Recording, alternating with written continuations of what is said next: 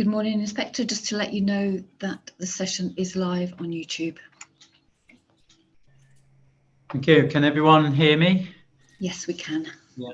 Yes. In that case, the inquiry is resumed. Just to remind people about the procedure, that those who are taking part can have their video on, and when they're speaking, they'll be able to unmute. So, Mr. Howell Williams, you had your hand up. All right. Yes. Oh, all right. Okay, thank you. And just to remind people about electronic devices, if you've got those on silent or mute or other devices turned off so they don't get interference. In terms of things that have happened since we adjourned, I've had a number of documents sent through and also requests made. So some of the requests have been made by third parties, and I think there was Samantha Reed has put in a request about the fact that she wasn't available when the cross-examination questions or questions that she wanted to be put to Mr. Ross in cross-examination were put to him. Now, she would like, she's put in a follow-up to that, but I feel that Mr. Ross did actually look at those questions. I've been given copies of those questions, and even if she doesn't necessarily agree that Mr. Ross has dealt with them in any detail or as much detail as she would like, Mr. Ross, I'm satisfied that Mr. Ross has actually looked at them and taken account of them when he was giving his evidence. So I don't think there's any point in putting those questions to Mr. Ross again. I did, however, I haven't looked at these, but I've passed her comments on those questions to the appellant. I don't know whether Mr. White would like to respond just on those. I haven't actually admitted it as anything in this inquiry because I don't really want to admit any more evidence, but Mr. White, in terms of questions or response to the answers from Miss White. Miss Reed. Miss Reed, sorry. Yeah. No, don't worry. So I agree with you. I mean, I think Mr. Ross did his best to answer the first set of questions. I don't think, frankly, notwithstanding the problems with the internet, it would be appropriate to recall Mr. Ross to deal with them. If you feel it would be helpful, Mr. Ross could commit to writing his further responses to the further questions if you felt that would be of assistance. But yeah, I mean, I must admit, I haven't seen them because I just wanted your comments on them in the first place before I accepted them. Well, I mean, but I'm happy to accept them if they're not going to cause any delays to, or they're not. No, I mean, yeah. I think you should. Can we leave it like this? Could you accept them and read them at some stage today? If you feel you would like Mr. Ross's response to them, he will provide a written response. But frankly, I think as you saw on Friday morning, Miss Reed understandably has her strong views and Mr. Ross understandably has his strong views. And I frankly don't think it'll be a particular benefit to you to have Miss Reed put her points and Mr. Ross to say why he disagrees. But if in the interest of fairness, why don't you look at the questions, admit them, have a look at them, and if you feel you would be assisted, because of course the sole purpose is to assist you, if you feel you'd be assisted by a response from Mr. Ross, of course he will undertake to do that. Yeah, thank you, Mr. White. So I don't know whether Miss Williams is available to pass that on to me now, that document. Good morning, sir. Yes, I'll pass that on to Leanne for you. Yes, that's right. That's okay. Thank you. So I can have a look at those. I just wanted to have comments before I accepted them. And then I'll have a look at them and see whether I would like a response from Mr. Ross on those. But thank you. Before I move on to the next part of this inquiry, I'd just like to say that I've had details of a proposed itinerary, but I will be trying to finalise that after I've heard evidence on conditions and the section 106. So, but I'm intending to carry out the route that's suggested, and then I'll make arrangements in due course as to who can accompany, or who's sensible to how many people it's able to be accompanying me, which I would expect. Well, obviously from the appellant and counsel, but also maybe one or even two from objectors. But I'm not looking at a great number of people, but just to make sure that I've noted the points or the areas that they'd like me to see just as we go around. Mr. White. Yes, sir. I just wanted to put you at ease. I mean, my understanding is all three parties, so to speak, have been quite sensible. And as I understand it, there are 2 reps from the appellant, 2 from the council, and 2 from the third parties. So I think your understandable desire to avoid being followed around by 60 people, much as you like giving an impression of being a Pied Piper, I think it is. I think we can put you at ease that, as I understand it, there will be 6 people accompanying you. Yeah. And yeah, well, that's not a problem. And I'd just like to remind people that you can't make representations or submit new evidence, but it's just a matter of pointing me to areas or something that's been mentioned in the evidence that people would like me to see. So just to remind people, you can't make your own submissions while you're doing it. But anyway, I'll move on from that. I've got a number of documents that have been sent through. I've very recently received a plan showing the different areas of the site to accompany, I'm assuming, the conditions, to show which areas which can. But anyway, that can be explained when we move on to that. I've also had a revised set of draft conditions. Some haven't been agreed, so we'll need to go through. And there are still 1 or 2 points that I'd like to go through on the ones that have been agreed. So just to tidy it up. And I've also been given a draft section 106 agreement stroke unilateral undertaking. I need to have that explained, but I'll do that after the conditions session as to how that's going to be handled, and some of these.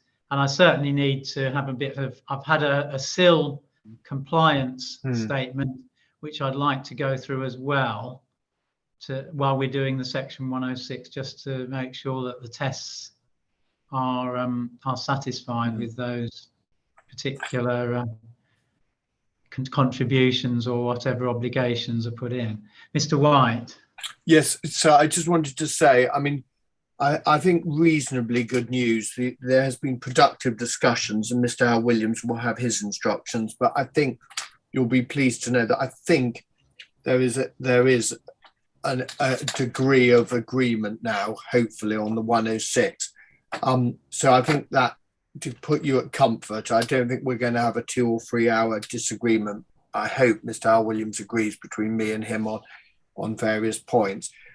So that's the good news. I also wanted to just raise one thing I would like to ask, and just to give notice, and I should have raised this with Mr. Al Williams outside the inquiry, but I just think, could he, when we start the 106, just give an update on where reasonable refusals 6 and 9 stand in the light of where we've got to on the 106, because there is a formality there, and obviously it affects the closing. So at some stage today, would Mr. Al Williams just formally update you and me what the consequence is in the light of the 106 session? The other thing I just wanted to say, can I just confirm for Miss Ashton's benefit, in terms of the itinerary you've received, is that the one that the LPA and the appellants have been discussing? I'm assuming that is. I mean, I've got the itinerary I've received. I've got several maps and a schedule of key keys on one of the maps from A to W, which shows different features. So there's one map that shows different features mainly around the site itself. And then there's a plan that shows numbers up to 19. And those are the ones that, and an arrows as to the different routes to take and different points to go to. So I've got basically 3 plans as far as I can see that show, so well, 2 plans and a schedule. So there's a plan showing a more general route which takes it further afield into Tenterden itself. Then there's a more detailed one which shows more around the actual site itself and nearby, with letters on to actually point out different parts or different features that need to be looked at. Okay. So they're the plans I've got. I'm just, Yeah, I'm assuming that's what it will be based on. But I think that's right. I think that's right. I think that sounds like it is something that Miss Ashton's had involved. Could I raise one other point, actually? Yeah, I think what Miss Ashton tells me is the letters indicate things that the third parties want you to see, and the numbers are from the appellant. That's how. Yeah, that's what I assumed. Yes, yeah. Yeah. Can I also say, it is fair to me to say I've just been notified that there is one wrinkle to the 106. I understand that the LPA have requested a change. So could we just, and my side is considering it, can I just ask that once we finish the condition session, we potentially just have a break so we can decide whether what our position is, just to formalize that. Oh yeah, yes. I was intending to have a break anyway. No, sure, but everything together, because there's the SIL compliance and other documents that need to be looked at in terms of that. So, of course. So I'd need to gather all the documents for that. Well, so I just think there's just one point, as I understand it. There's one wrinkle that obviously that the LPA would like changed to the 106, and we just need to consider that. But obviously, we just need, if we could potentially have a slightly longer break of half an hour just to come back with a formal position, that would be of assistance. So if we could start off by doing the conditions. Oh yes, that's what I'm intending. Yes. Yeah. Okay, brilliant. Thank you, sir. Yeah, and certainly, well, I was intending a break, but I'll take as long as necessary on that. But I've got, well, Mr. Howe, I've got Councillor John Crawford here as well, but I'll hand over to Mr. Howell Williams first, because it might be to do with that, what you've just said. Mr. Howell Williams. Mr. Howell Williams, you need to unmute. Thank you. I wanted to respond to Mr. White's comments about the 106. I do think it's important to have a break soon. Thank you very much for that. You have been told that there are still some points being discussed. That having been said, it is right, as Mr. White says, that good progress has been made in 1 or 2 areas. But I should say that because of the very late suggested amendments and improvements, if you like, to the 106, literally within the last half day or 24 hours, it's right that we are presenting our comments on the 106 without prejudice to a checking exercise, without prejudice to the council providing final sign-off, and without prejudice to consideration of any views you might be giving during the session. I hope that that is a sensible and understandable way forward, bearing in mind the very late exchange that I've seen and been instructed on literally in the last few days on quite important matters. So I hope that helps Mr. White without him thinking that I'm being overly pessimistic. What I am being is being properly cautious. Right, thank you. And there are, I mean, I've looked through it in the draft, and there are quite a few areas that still need to be tidied up, definitely on the draft that I saw. But also I've got to satisfy myself that they'll be able to be implemented as put in, and also that they satisfy the tests as well in the framework and SIL regs. So anyway, I'll be going through that later, and I'll just ask Councillor Crawford. You've got your hand up. Yes, good morning, sir. Yes, I'd just like to go back to the subject of site visits you were referring to a few minutes ago. I just want to make everybody aware, in case it's not realised, when we've looked at the route, which is the route around the town plus the site, we anticipate it will take about 3 hours duration to take. So I just want to make sure everybody aware that, you know, that's quite a strenuous walk. And secondly, they will need to wear sturdy boots. So that's just to aid you and everybody else, sir. It could be quite muddy. It could indeed.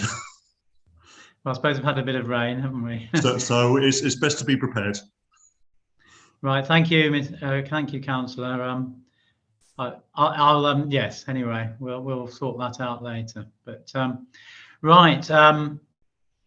Anything else that anyone wants to raise before I move on to the conditions session?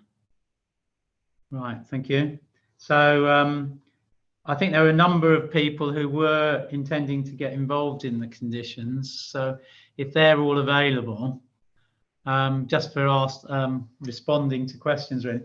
I mean, my first question really on conditions is this. I'm assuming this plan's now just been sent through, and is that going to be referred? Is that the idea, to refer to these in the conditions? So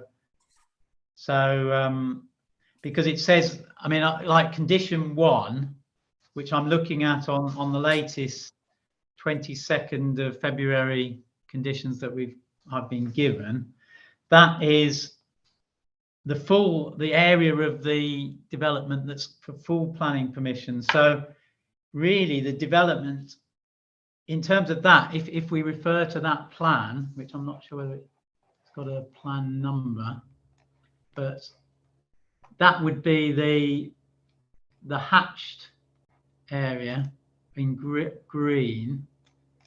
That one maybe should be referred to in that condition, this plan. Is that an idea of doing that?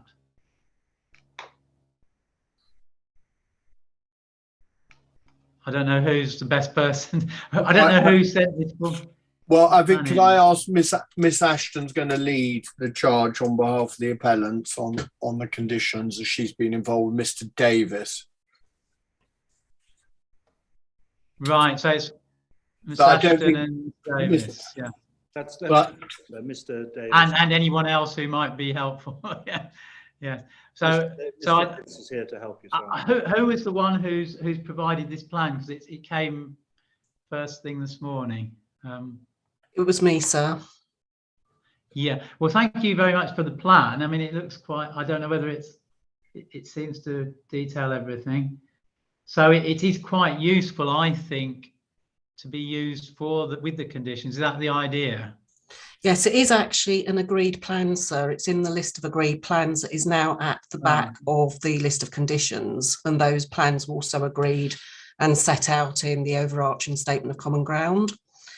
And it is also referenced in certain conditions when talking about the outline area. So it is a plan that has been discussed and agreed with the local authority for some time, and it was meant to accompany the conditions, just to assist you in establishing which areas are which, so to speak.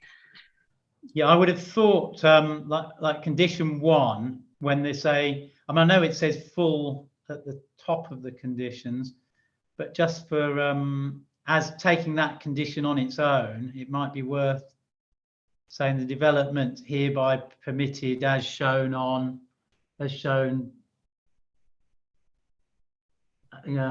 hatched as detailed application areas on this plan shall be begun before the expiration of 3 years from but that's I think that helps more in terms of actually clarification, because otherwise it can get a bit confusing maybe when you go from one to the other. But that was my thinking anyway. Any comment on that? Sir. Yeah. Now, condition 2 is materials. I mean, I'm assuming these are materials to be used in the sports pavilion, because I can't see any other area that those materials will be used. But is that the case, Mr. Davis? Yes, that's correct. That's the So it's really written details, cladding materials, etc., to be used on the external surfaces of the sports pavilion or something like that, isn't there? Yeah. Yeah, that's fine.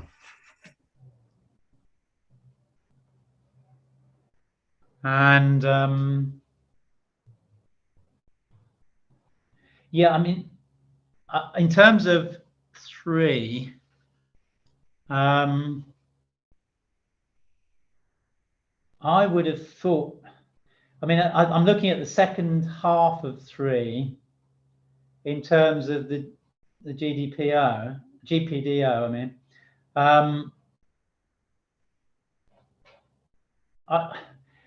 I would have thought it's more usual for thereafter these areas shall be retained for those purposes, maybe, rather than restricting any development in terms of, I mean, I'm not, it's an unusual way of doing that, so no permanent development.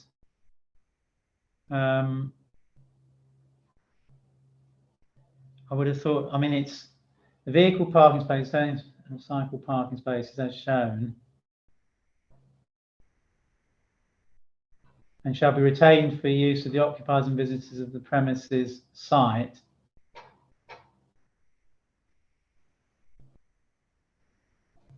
And when it says shall be carried out on the land as shown, so as to preclude, so this is, so which is this the plan? Which plan is it that's? I can't. I'm just saying that plan revision. That plan number is that. That's not the plan. Which plan is that one that's referred to?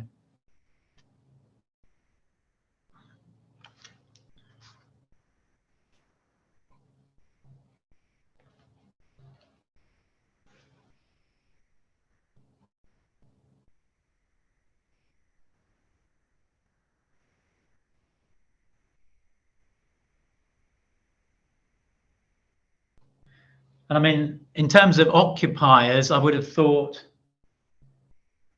users maybe rather than occupiers, but I don't know.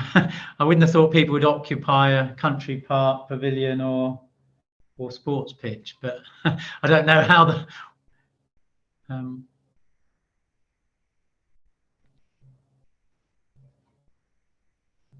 But anyway, that's.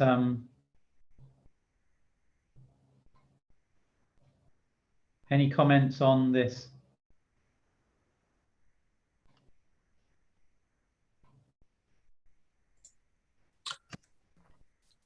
Yeah, I think in terms of from the local planning authority's point of view, it's just retaining the spaces for that purpose. So that's the key point. So I'm not too concerned about the second part of that, as long as the condition is firm enough that those parking spaces, the space, are retained for that purpose. Because there's also that will be thereafter retained for those purposes as specified. Yeah. Yeah. Which is, I would have thought that's more a normal way on a condition to have it, but I don't know whether there's any reason for putting the other bit in about the GPDO and the and any other development, but anyway, I'll think about that one. Right, condition 4. I mean, I mean, my preference usually is to say no development shall commence until, rather than prior to the commencement of development, but I don't think there's any much difference in that. And then I would have thought the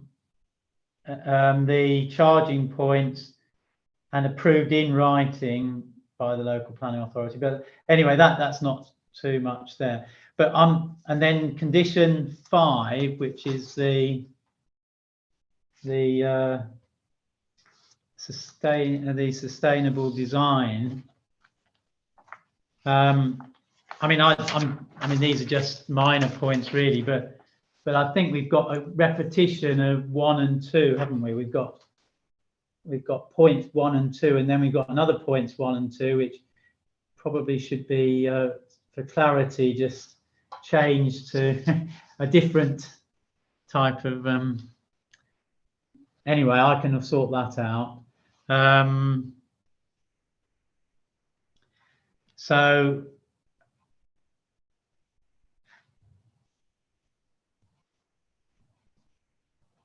And then the other thing is on B, it says thereafter, following completion of the final building, a BREEAM post-construction stage assessment and related certification confirming the BREEAM standard has been achieved shall be submitted to and approved in writing by the local planning authority. But what happens if it isn't? I mean, what is the, and when should it? What is there any time limit of when that should be submitted to and approved? Is that prior to anything else? I mean, is there a time limit on that? Well, just in terms of from the local planning authority's point of view, we normally put on this type of condition on that, and there's various stages on the BREEAM, and one of the last stages is the following completion, a post-construction stage assessment certification is required to be submitted to show that they have carried out the works in accordance with the BREEAM level. So it's fairly standard. We will request that type of condition on it. Yeah, should that not be before they're brought into use or whatever?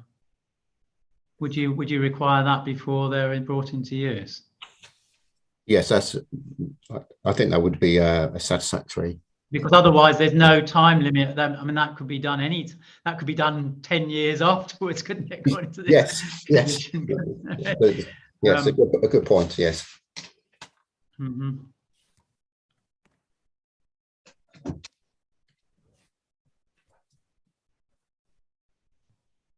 Right. So, Councillor Crawford, you've got your hand up. Yep, thank you, sir. Yes, it's really lots of strong representations been made about the climate emergency and the need to ensure that we future-proof buildings. I would very much like to see an item adding about installing heat pumps, or a heat pump. Obviously, you don't need 2 for a pavilion, but certainly a heat pump. That would be my comment. Thank you, sir. Right. Any comments on that? I don't know who'd like to say anything. Perhaps Ms. Ashton. Just that there is actually no policy requirement to do that at the moment within Ashford, and there are no representations to that effect from Ashford's Environmental Health Department in terms of the conditions requested. So it's not something we would actively be looking to pursue as far as the pavilion building is concerned. Yeah. So that's not what you're actively going to be doing, but there's nothing to say you wouldn't do it because that's final details, is it, or not? It's not something that's been put to us, and it's not something that we've engaged with the local authority on as things stand. Right. So. Okay, then. So it's not likely to be happening. Right. Okay, and certainly, yeah, Councillor Crawford, you've still got your hand up. Oh, sorry, just trying to put the video on. Yeah, irrespective of what the current regulations are, I think we have a duty to society that developers, including Waits, should take climate change seriously and start actually putting in proper energy efficient solutions into buildings Otherwise, all we'll do is continue to aggravate the climate change situation that we've got at the moment, you know, whether it's this country or elsewhere. So I think we should be all responsible citizens and start doing something now. So that's really my strong point. Okay, thank you. Right. So if I may just come back on that, I don't think it's a question of Waits not being a responsible developer. It is a question of whether actually we have a building that would actively work with a heat source air pump. As it stands, it is a small pavilion building. We've not done the M&E, which would actually provide us with the information we need to be able to demonstrate that that would work in this instance. All right, thank you. I won't dwell on this one, but I've taken on board what you've said, Councillor. I'll move on to the next condition, and this is number 6, which is I don't see any point in having in brackets, which may include entirely new planting, retention of existing plant, because that's only speculative. That's not precise enough as far as I can see. So any comments on not having that? No. Right, and the other thing is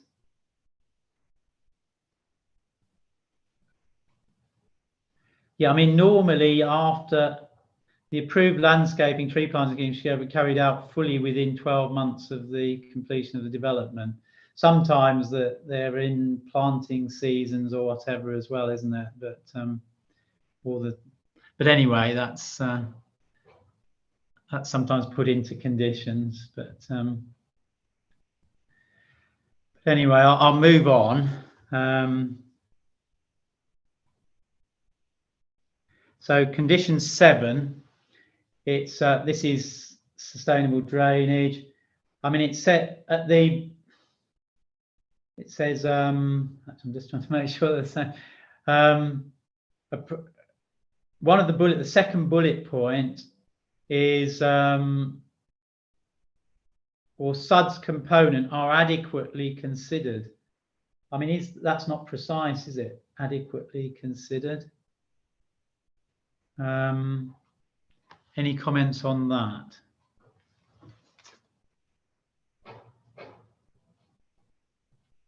So who's to consider what adequately considered is? Well, Mark Davis here. I assume you could just remove adequately and just said are considered.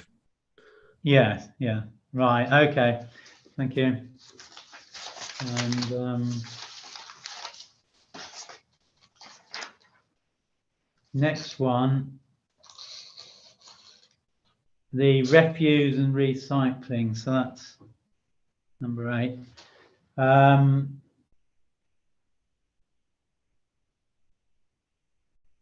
So these are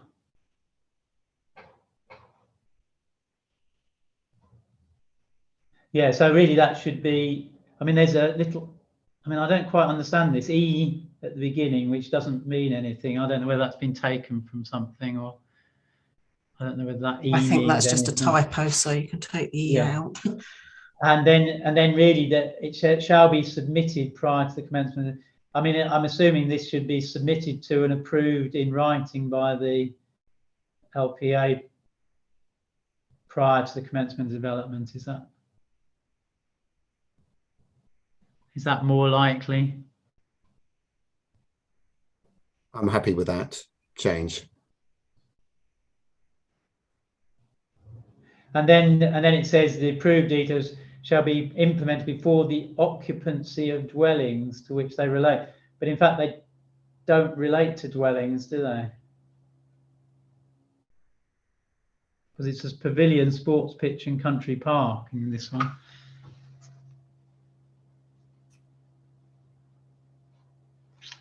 So isn't it in before the use of the facilities or whatever, the above facilities? Oh. Yeah.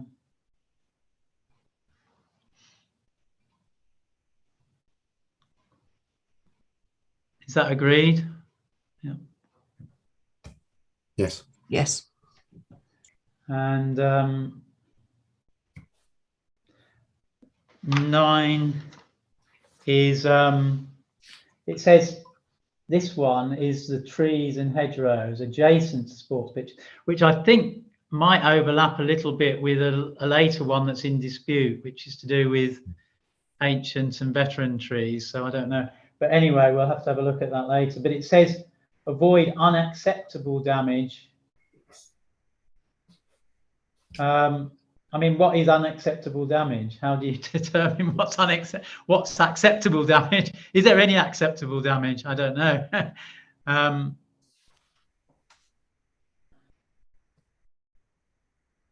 Any comments on that one?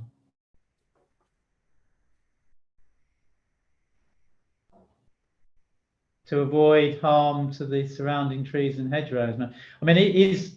I mean, what is the difference between unacceptable damage if it's or harm, or I don't know. Sorry, I've got two people here. Mr. Cook from the. Mr. Cook's got his hand up. Thank you, sir. It may be that any damage would be a better wording, because we should be avoiding any damage. That should be the aim, you know, and I understand that sometimes things do happen on development sites that we'd all rather didn't, but the aspiration should be any damage, surely. Yeah, I would have thought so, because it's avoiding it. I mean, it doesn't necessarily mean it won't happen, but you take as many measures as you can. And so if you're trying to, I think that's probably better, like you say. So to take unacceptable out, then damage or harm, maybe. Councillor Crawford. Yes, thank you.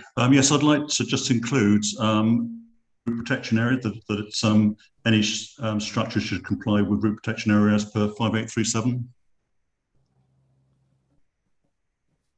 That's British Standards 5837. Yeah. Thank you. Because it's important. It says prepared in accordance with section 6 of BS 5837. Yeah, unfortunately, I don't know what section 6 is. All I know is that the British Standards as a whole relates to tree protection area. So it may be a different section. So that's not something I'm qualified to say. Yeah, I must admit, I haven't looked at this in enough detail to look at what the section says. I don't know whether Mr. Cook can just clarify that. Are you satisfied, Mr. Cook, that covers root protection areas? I would just have to check section 6, if you'd bear with me. Well, can you come back to me on that? Because certainly, sir. Yeah. Right. So I'll move on to number 10, which is, I mean, I'm thinking on this number 10, it says without the prior written consent of the local planning authority. I would have thought the idea is no external lighting to be provided. Isn't that the case? So that's a sort of tail piece, really, again, isn't it? It's Mark Davies. I'm happy with that. Yeah. I mean, there's nothing to stop people perhaps putting an application in for lighting at a later stage, but I think to allow the council without any proper consultation to just suddenly decide they're going to allow it doesn't seem very democratic. But anyway, yeah.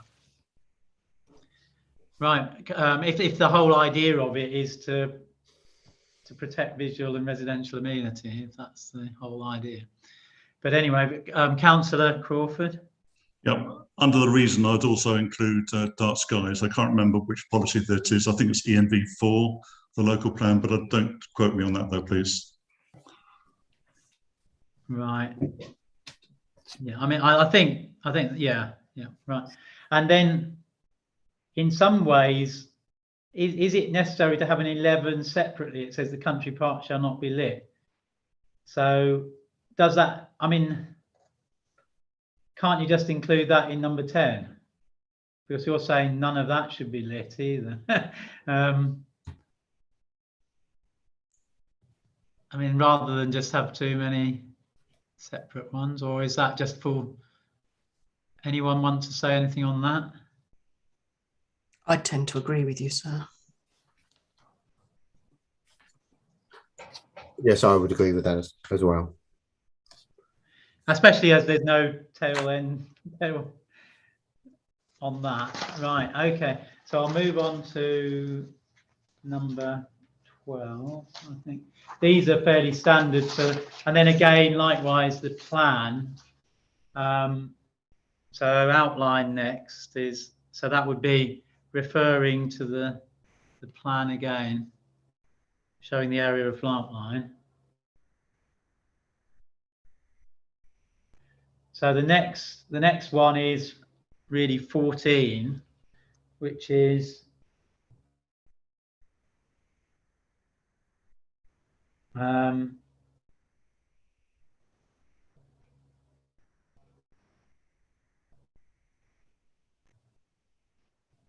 mean,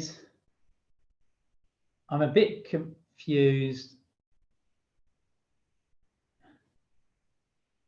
It says that access shall only be used by pedestrians and cyclists and not for vehicular traffic, except temporary in an emergency if the main vehicular access is unable to be used. Is that I don't know whether that's precise in an emergency if the I'm not sure. Or no vehicular traffic shall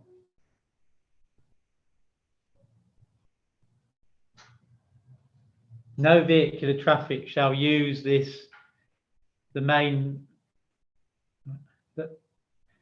what's the price of it?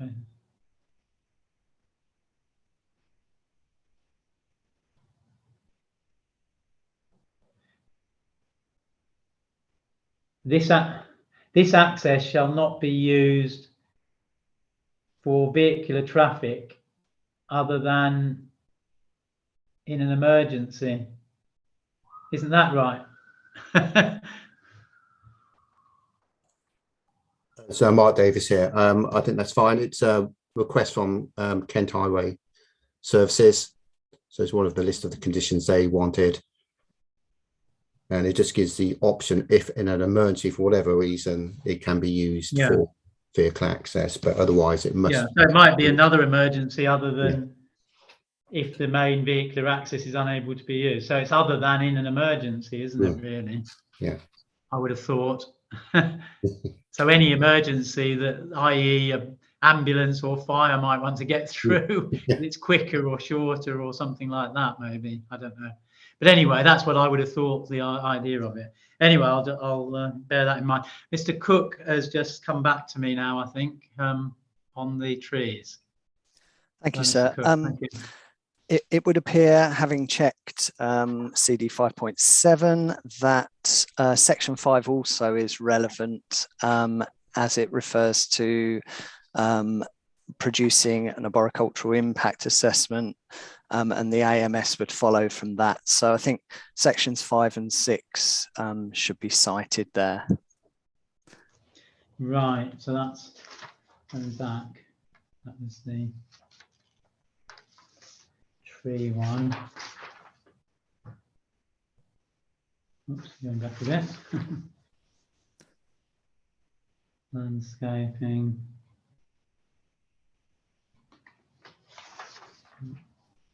Trees, that's at 9. 5 and 6. Right, okay, then that covers that then, you think? Yes. Sections 5 and 6. Thank you. Right, thank you. So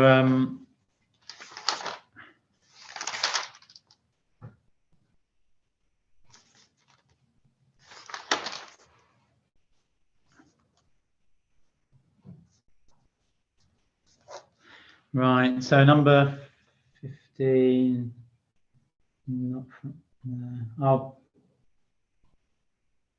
Yeah, number 17 really is the next one.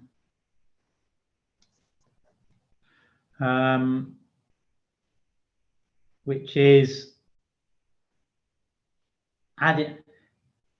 number 17, it says, any application for reserved matters shall show adequate land. But it's not really precise again, is it?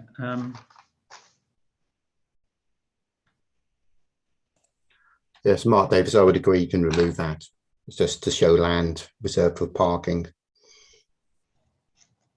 Yeah, right.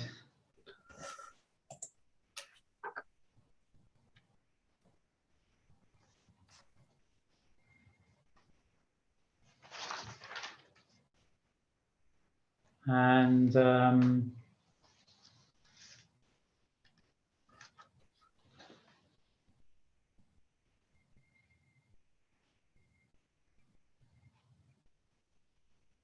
yeah, I mean, in terms of this, it says the approved areas.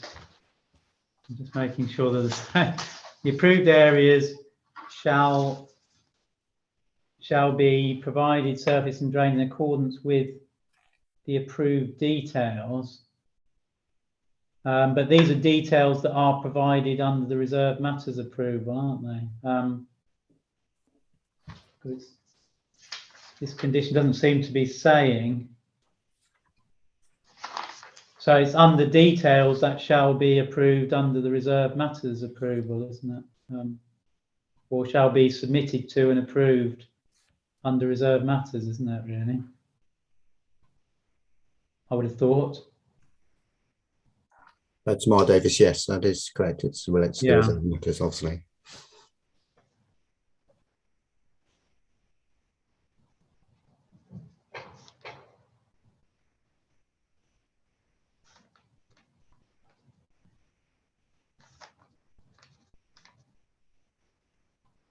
And then this other thing again about no permanent development or GPDO or whatever. So it's really retained again, isn't it? For these purposes, isn't it really? Is that right? Mark Davis, yes, we need obviously the parking to be retained in accordance with the approved approval and the approved standards laid down by the council.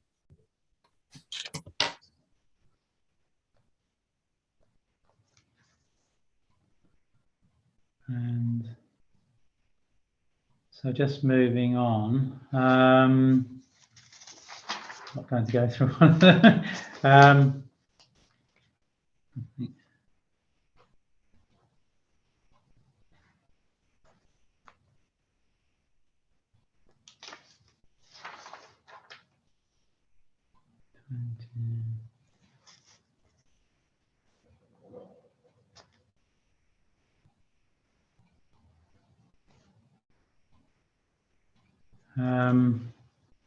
Getting to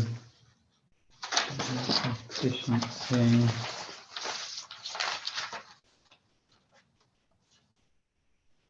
Right, the air quality travel plan. That's 23.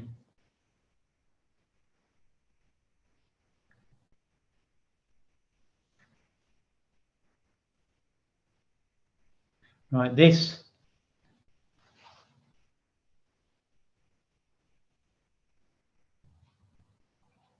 detailed travel plan. So it says no part of the development hereby permitted shall be brought into beneficial use. So what does that mean?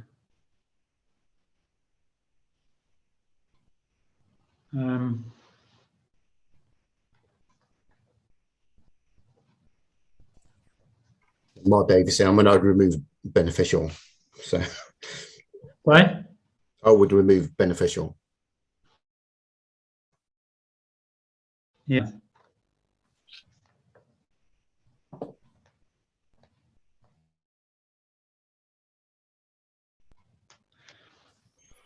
Then just looking at.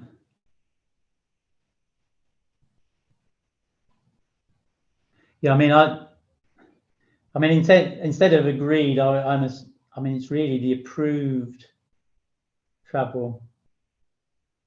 The approved travel measures shall. subsequently be implemented now. In 3 months, the first occupation of the buildings, is that, or should it be dwellings? I mean, is that, because really the buildings aren't occupied, but this is because this is to do with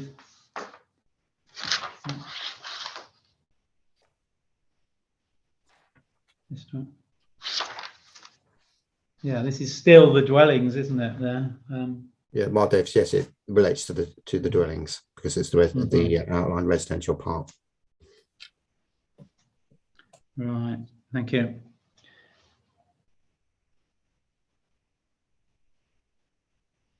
I mean, I'm just wondering whether it's necessary to have all this prescription of everything that it has to include.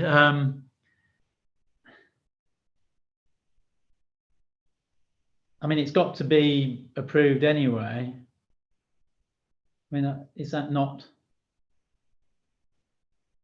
being too over prescriptive there?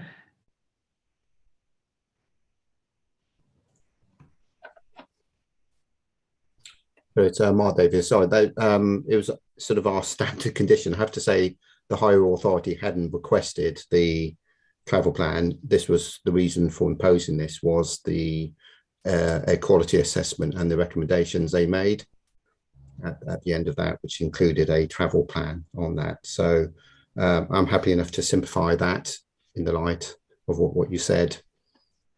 I think one thing that's definitely helpful is a timetable for the implementation of each element, or timetable for its implementation. And then it says the approved travel plan measures shall be implemented in accordance with the timetable, really, isn't it? Rather than because the timetable would say when it's going to be implemented, wouldn't it? Yes, I would agree to that. Yeah. So you don't really need to say within 3 months of the first occupation of the buildings, because the timetable will say when each element of that travel plan will be implemented. Yes, I'm happy with that from the local planning. Simplifying. Yeah.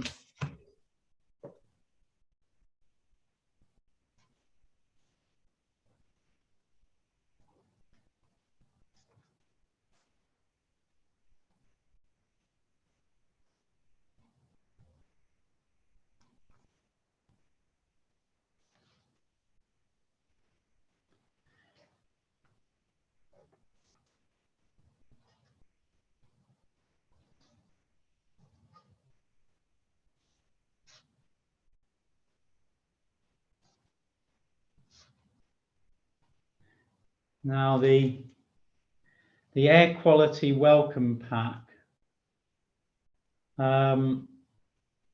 That's 24. So that one really, it says it should, isn't it, prior to the occupation of any dwelling hereby permitted, rather than any new households. Is that right? Mark Davis, yes, that's fine. I'm happy with that.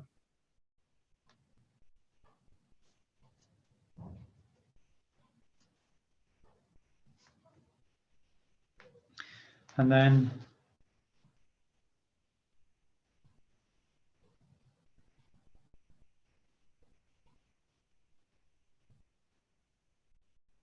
to each, it says to each household.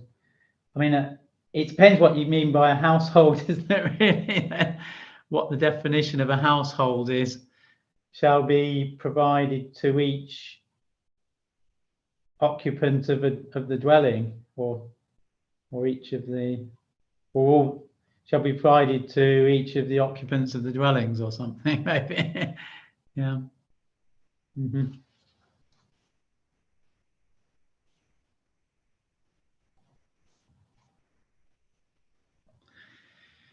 Right.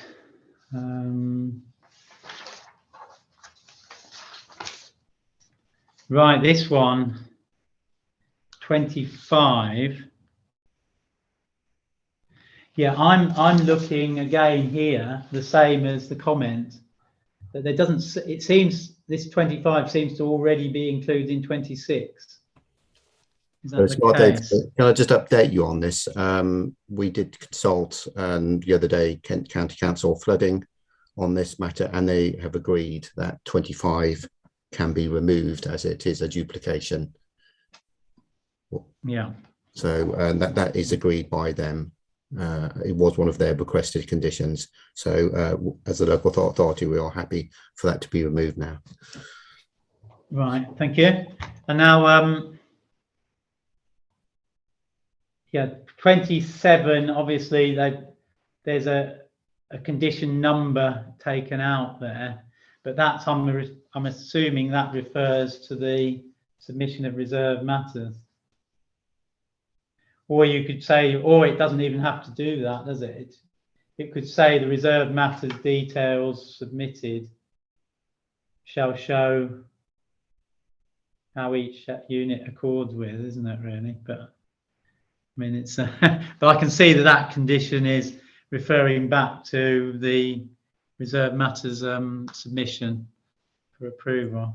The condition for that, isn't it? I think so. The only reason the condition wasn't referenced is we didn't know what number it would ultimately be.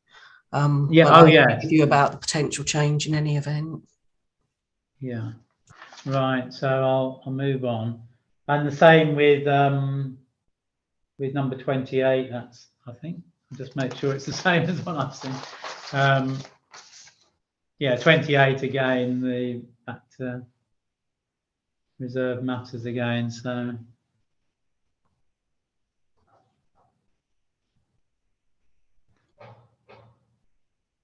Right.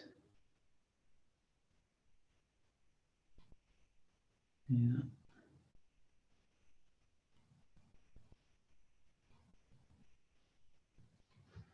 Right.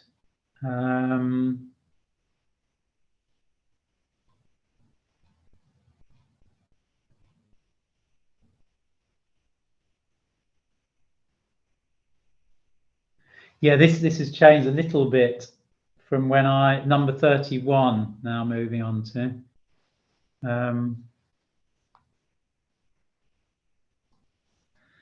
So this has changed from the one I originally saw. Sorry, Councillor Crawford, you've got your hand up. Sorry. Yeah, thank you. If I may go back to item 30, which is landscaping, which is in general. One of the things that I want to just raise, and that is that they should. There's a deep depression which is going to be infilled by the developer, and there is a water course that goes into the pond. That I would request that there's some sort of condition to check that, one, it won't cause subsidence to any new houses that's built on that infill, and secondly, it doesn't disturb the natural watercourse into the pond, which could cause flooding elsewhere. We do actually have a key on the map for tomorrow's walk, so that can be pointed out to you, sir. Yeah. So that you're saying under. Well, I think it's under 30 because there's quite a few sections on landscaping. It's difficult for me to recommend which condition it should go into. Or is it 29 because it's reserved matters details? It could be, which has also got sides. So it may be better put it into 29. I'll go along with whatever you feel. Well, I'm not saying that it should, but I'm just saying because. I mean, the thing is, it's a matter of detail, isn't it? Yeah, it is. But there is a concern about subsidence and altering the watercourse. Yeah. So because we don't know whether it's a natural spring down there or whatever. So obviously, some investigation needs to take place under reserved matters, and so it has to be a condition. Yeah, I can see that. But this, I mean, to be fair, that will be under a reserved matter, and this is number 29. It says the detailed drawing shall show the area and depth of all excavations and their method of construction. But I think it's important. So I would have thought some of that would. I agree with yours as overriding principle, you're right, sir, but I would like it very much to outline that depression, because it is a particular feature of the site. Yeah.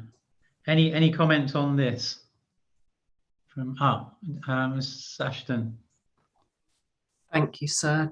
Just to say, I think whilst I hear what Councillor Crawford is saying, it is implicit within both the conditions relating to the drainage strategy and the landscaping strategy for the reserve matters taken as a whole, that is dealt with, and that would be before the local authority to have regard to at that time. I think actually trying to encompass it within a condition will end up with a condition that is very unwieldy and unprecise. Well, I'm always very concerned about implicit statements, because when you get down to it, whoever looks at it in 6 months, 12 months' time, that implicitness has disappeared. So I would request that we point that out to you tomorrow, sir, on the site visit, and for you to make up your own mind. Right, thank you, Councillor. What I'll do is I'll move on now to the condition again on the protected species now, 31.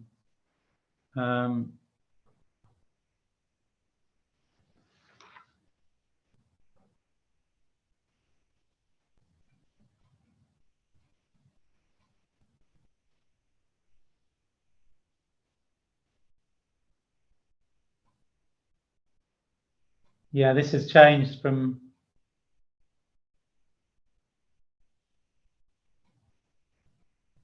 right. I'll keep that as it is now. It's changed from what it had before, so I'll right. Heritage. Yeah, I mean these ones are just really on the heritage. They're all to be approved in writing, really, but that's 32 and 33.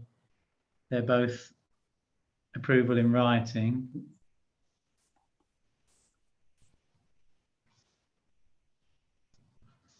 $34. Sorry, sir, can I talk about heritage? Oh, yeah, sure, yeah.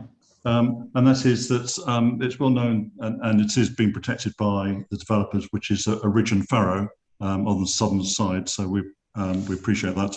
But I would like to see a condition to say that there'll be no vehicle movements or SUDs take place near or on the ridge and furrow to avoid any damage.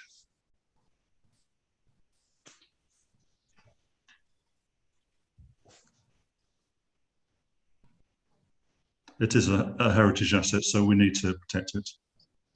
Right, I'll just have a look how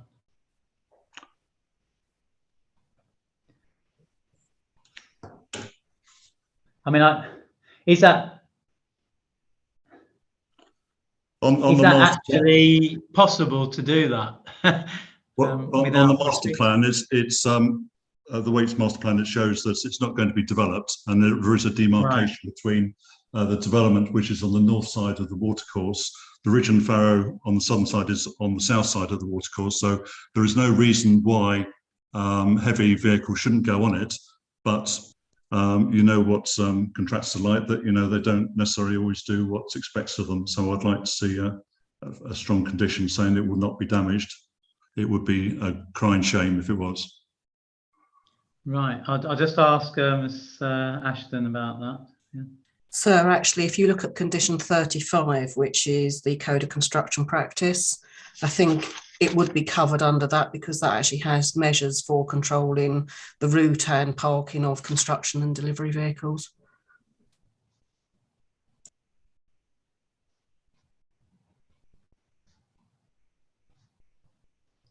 And then there was also the concern about the SUDs as well, but it's both SUDs. You mean the construction of the SUDs, do you? Yes, construction of the SUDs, which would be really on the east, which would be east side of the ridge. Yeah, I mean, in terms of that, then. I mean, at the end of the day, it could be specified, I suppose. Measures, routing of construction delivery vehicles to and from the site. I don't including think to I don't avoid think the 35 covers it. It just talks about general, vehicles coming in, what the timing of the Yeah. vehicles will be, and how they're going to wash the wheels. I mean, it's really irrelevant to a protection of the heritage site. Yeah. Okay. Well, I'll consider that one then as. Very much indeed. But Miss Ashton again. Yeah. Thank you, sir. Just in terms of the secondary point on the SUDS works and works within the ridge and furrow, again, it's probably dealt with by virtue of the SUDS conditions you've already been through, in particular condition 26. Right. Thank you. Right. Anyway, I'll consider that one. Then the other thing is this. I'll go on to number 35 now, which is the construction management plan. And so this one, it says, unless previously agreed in writing by the local planning authority. So it's construction development shall then be carried out in accordance with the approved code of construction practice and that noise legislation and noise BS and all this other guidance. But then it says unless previously agreed in writing. So I'm assuming that that's not really appropriate. Yes, Mardiv, I would agree. I think that may have just not been taken out by our amendments the last 3 days from what you said.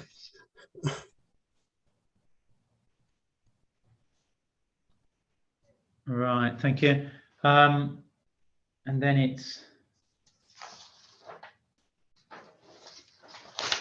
one. Yeah, I mean, that's got quite a bit of detail, but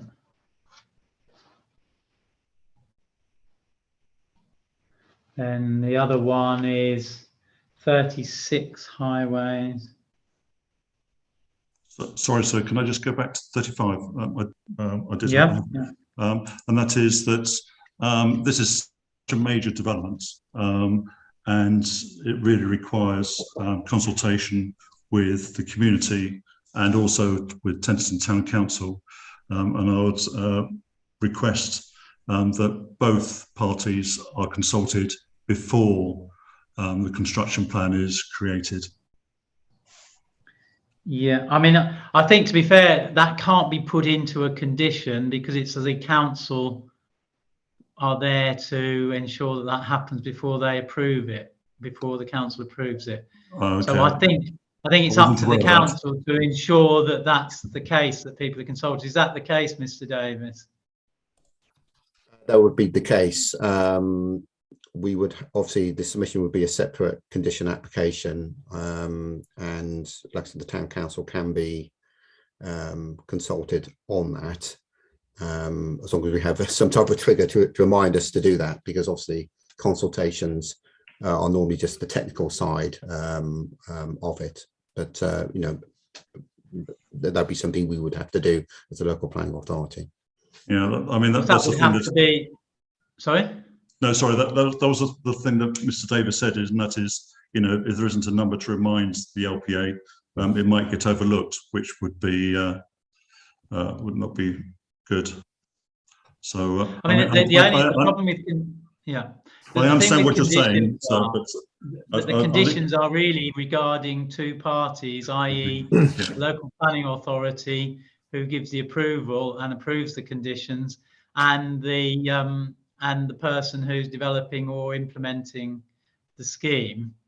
So really, in terms of including other parties, they aren't party to this to these conditions. So you can't. It's not.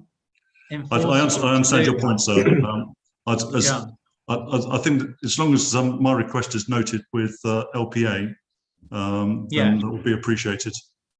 Yeah, I think that would be the case. Yeah. Right, thank you, Councillor. So I'm just trying to get to the next. Yeah, I mean, on condition 36, we're looking at shall be completed in accordance with these details. I mean, I think that, and then it says prior to the pavilion or any being brought into use, whichever is earliest, and thereafter retained in accordance with the.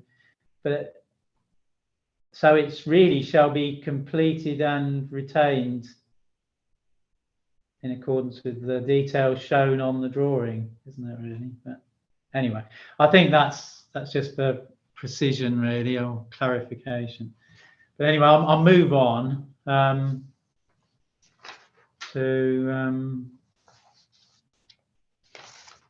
condition 39.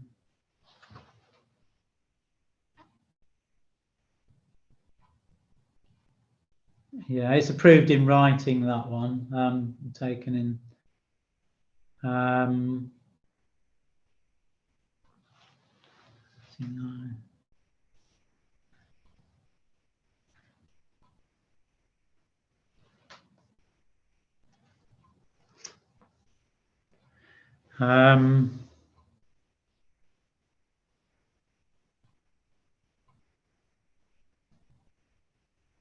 Yeah, this one, number 40, it says the substantial completion survey shall identify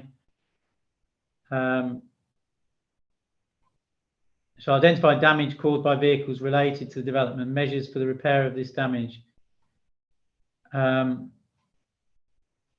be agreed. I mean, I think this isn't that easy to see what use it is, because these measures will have to be carried out as well, won't they? I mean, there's nothing to implement the measures that are identified in the survey, is there? So the survey is all very well identifying damage and measures to be carried out. But is there anything that needs to be done to ensure that they are carried out?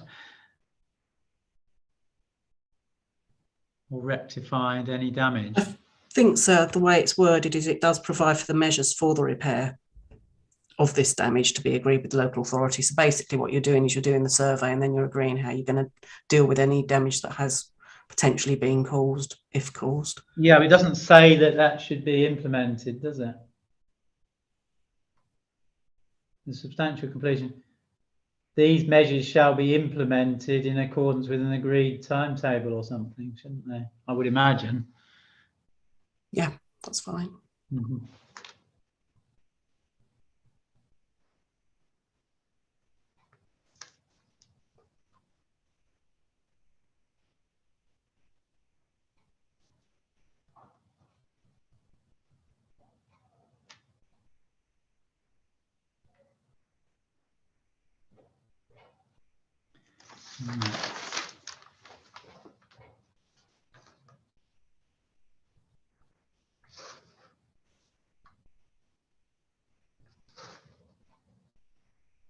Right, so moving on to the contamination.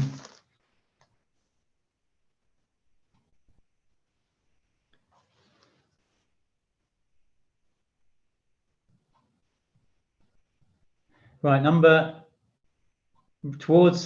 it's I think it's the first bullet point or square point.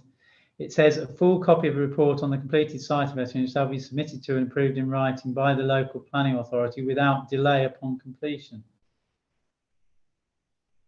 Does that mean that the local planning authority approves without delay? Because that's putting in, or should it be submitted?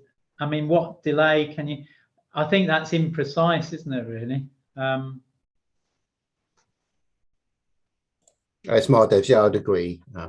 You don't need to have that wording without delay. Well, shall be submitted, yes. But when?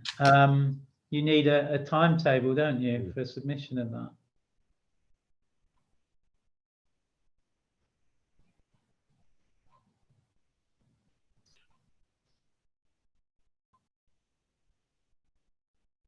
I presume submitted on completion, so shall be submitted how many, what, a month after completion or week after completion, or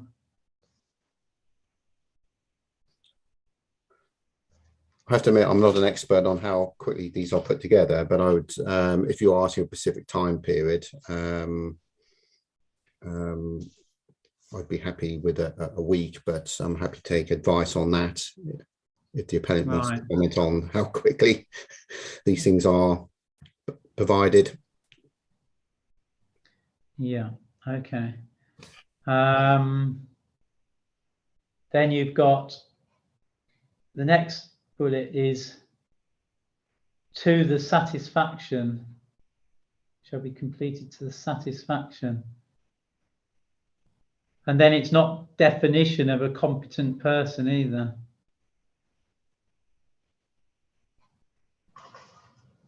Mm-hmm.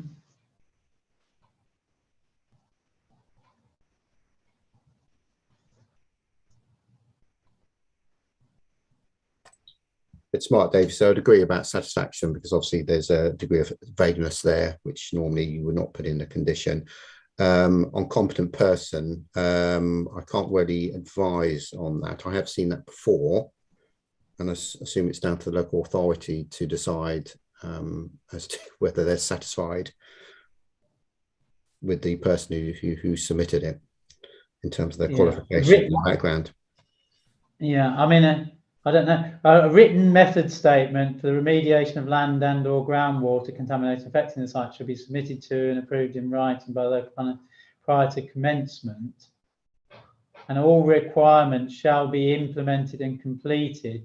Wouldn't it be in accordance with the method statement, the approved method statement?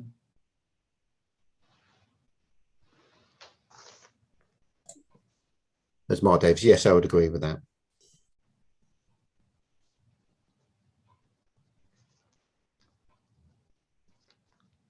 Which should include who's going to do it, because a method statement should include a competent person or how you satisfy those, I would imagine. Anyway, that's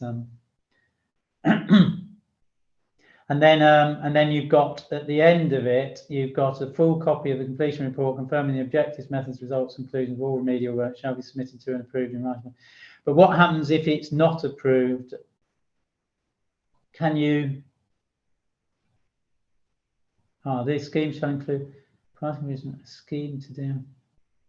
Yeah, so it's, yeah, I can see that now, that you can't commence the development until that's been approved. Yeah, I can see that now.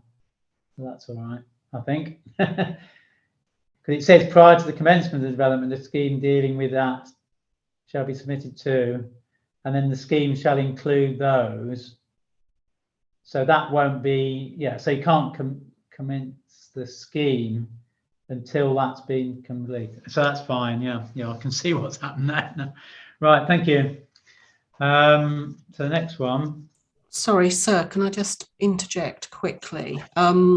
If you look at CD 6.9, which is the East Malling appeal decision, you've got a series of conditions within that decision, in particular conditions 20 and 21, which are kind of comparable to the conditions we've just been discussing, and they do actually set out agreed timetables and triggers. So that is a condition that has been accepted by the inspectorate before and might actually assist you. Yeah. Although this isn't one that's been suggested by the council, so I suppose it's a bit more awkward if it's... Appreciate that, but given the conversation that's just been had, I think it might help you just to have a look at that as well. Yeah, thank you.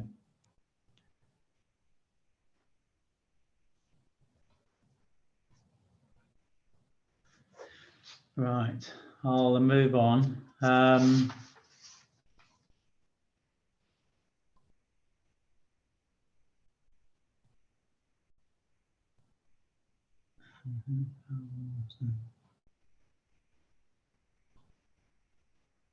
Yeah, I mean, yeah, 44 has been taken out now. I can see that was originally put in, so that's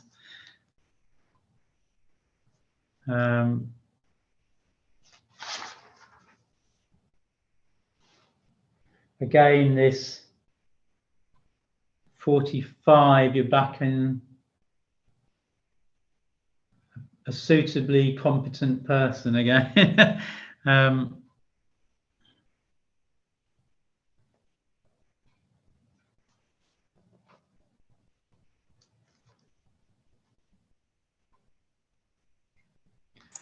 So can I just ask a question relating to, oh, I've lost it now, sorry, I've been flicking through the system too fast, foul water, which, and that is, I suppose, really a question for Mark Davis, if I may, and that is, I know that that various conditions, I think, were set by Southern Water, will have been included, those conditions, in the letter dated the 11th of June 2021.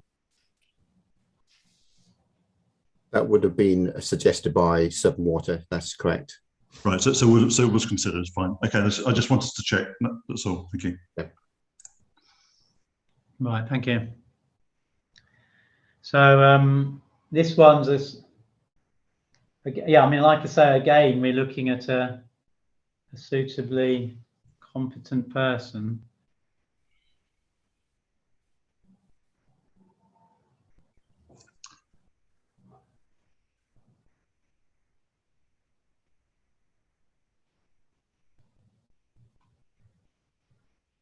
I mean, I suppose in this one it's not quite as, because obviously if the person's not suitably competent to validate, the verification report may not be any good anyway.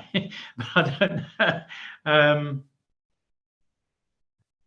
It's a bit vague, isn't it? What a suitably competent person is. But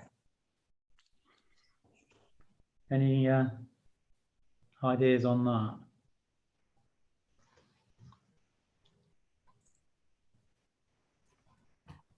Well, it's Mark Davis here, so local authority. I mean, the condition obviously was requested by Kent County Council flooding, in terms of not objecting to the scheme on that. As I said, I don't know precisely what is a competent person. I assume when it is submitted, the report, the local flood authority, KCC, will decide on that, whether they consider they are competent enough to do it. So I can't really add anything more than that. But is it right? Yeah, I mean, I'm assuming that it would be. Yeah, we do add this because it's a verification report. But anyway, but the report might not be actually approved then if it's not by a suitably competent person. Then well, I mean, it doesn't. This is okay. So I mean, I don't know whether that's necessary really. Until a verification pertaining to the surface water system has been submitted, because it can be prepared by, as long as they know who's, because it's got to be approved anyway, hasn't it? So I don't know whether that adds anything by a suitably competent person, but anyway. Well, Mark Davis, the only thing I can think of is that KCC, the local flood authority, would want to see the qualifications, maybe, or the background to who's prepared it. That's all I can consider. I can think of. But then they might not get approved if you don't know who did it. Yes. Anyway. Yeah. But anyway, I'll think about that one.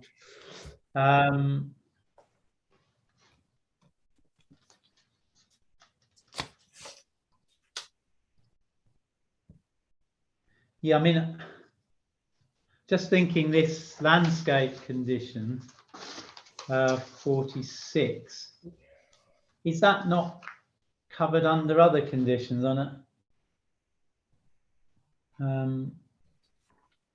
Or, I mean, it seems a slight repeat, but because we have got other landscaping conditions.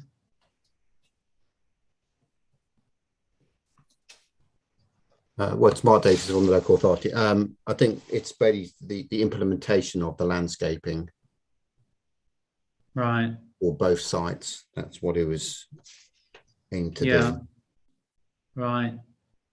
So there's not an overlap or duplication. You're happy with that?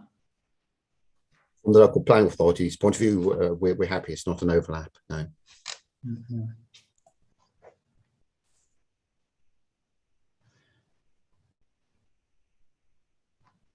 Um, 47. Yeah, this tree one. This is another tree protection one, isn't it? Again. And then it says all existing trees and hedgerows shall be retained unless shown on the approved drawings as being removed. And then you've got, or if their removal is otherwise approved in writing. I would imagine that's not really acceptable, is it? I wouldn't have thought. But so I've got several people now. Can I go to Mr. Cook first? Thank you, sir. I just wanted to roll back to the landscaping, as we've got a time frame inconsistency between that and other conditions. It states 10 years there, but we would seek for five years. We do ask for 10 years sometimes, but I believe in this case that wouldn't be necessary. I'll just take a moment out and listen to other people and then digest and then come back to assist with the condition you're on now. Yeah, this tree one, I mean, or if their removal is otherwise approved in writing by the local planning authority, does that not defeat the whole idea of having a condition to protect trees? But anyone on that? I mean, I've got Councillor Crawford at the moment. He's got his hand up. Councillor. Thank you. Yes, very much similar to the condition that we discussed sort of half an hour ago. I would very much like to see the root protection area again quoted in here. And as Mr. Cook said earlier, it needs to include section 5 as well as section 6 of the BS 5837. Thank you. Thank you. And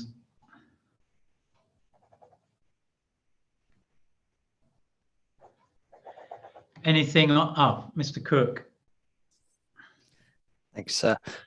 I feel that this would need inclusion, and the reason being that sometimes things become evident on site that no one has foreseen, and we just need a condition to cover those eventualities, so that if perhaps it's that a tree becomes unviable for some reason during the construction phase, that we can adequately cover that and ensure its replacement within the scheme.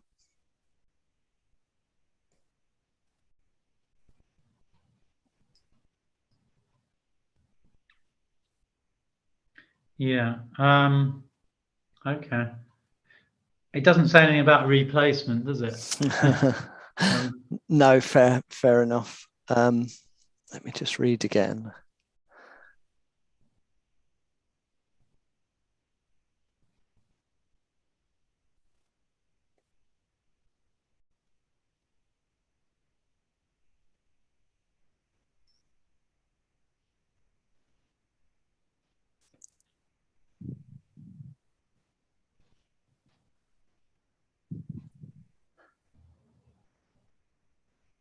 Can I come back to you on that? I will just reread the other condition. And if it is entirely duplicated, I very much take your point. Yeah, and 48 again, you've got this. This is the BS that Councillor has referred to.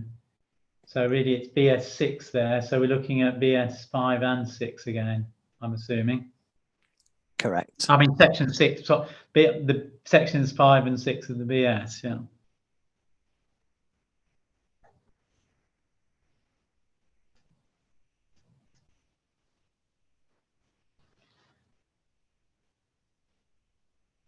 Right, but I'm just wondering how much of these are repeating conditions we've already got, but because these are for both full and outline, but we've already got them in full and. I mean, I'm not sure whether we need both.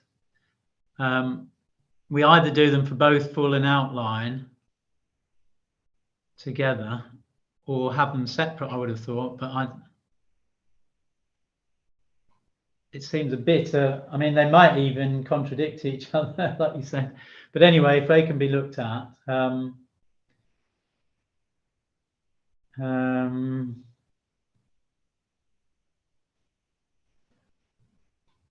So we've got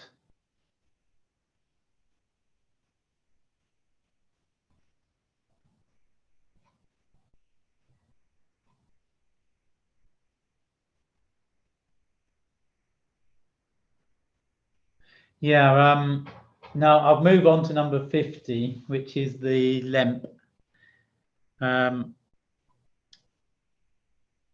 So number 50, that one's, it says the management, well, it should be the management shall, prior to the commencement of development, a landscape and ecological management plan based upon that produced by SLR.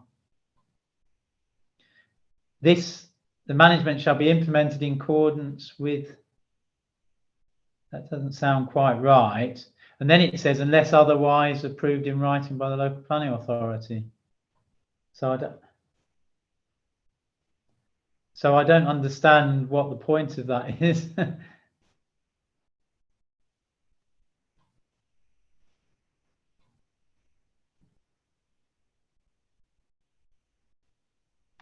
And then, sorry, I've got Ms. Forster there. Ms. Forster.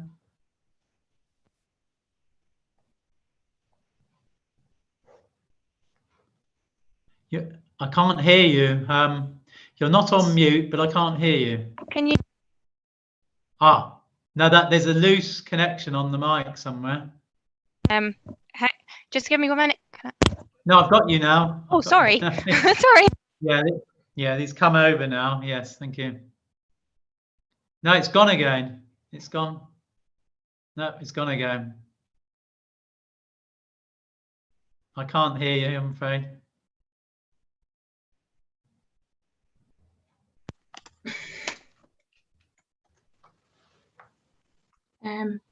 Can you? It's quite poor, but Is this better? yes, that's better. Yes. Excellent. Right, Apologies for that. I think I've got. I need a new headset.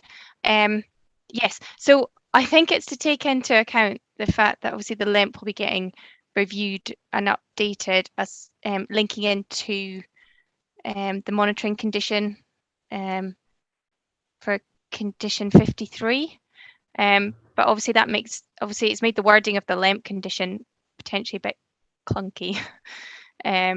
So I don't know if the reviews, updates of the management plan need to be linked into condition 53 in the monitoring plan. So condition 53, the ecological monitoring plan. So that's got to, well, you think they could be combined, or? I think reviews of the management plan potentially could be linked into condition 53 with the need for monitoring. Because obviously the ongoing monitoring will inform the updates of the management plan. I think that's why condition, sorry, let me get the right numbering. I think that's why the wording of condition 40.1 is potentially a bit clunky. But this one first, should 1 be country park, then 2 reserve matters? Yes, so the theory behind it is the management plan for the whole site comes in as part of, well, the country park, and then when the reserve matters are submitted, the management plan is subsequently reviewed and updated, because obviously at the moment the reserve matters haven't are on the final design is unknown because it's a reserve matters and outline application. So that's the theory behind it, because obviously if we had the management plan coming in just as part of the country park application, the information within it would be wrong with the submission of any subsequent reserve matters. Yeah, it's getting.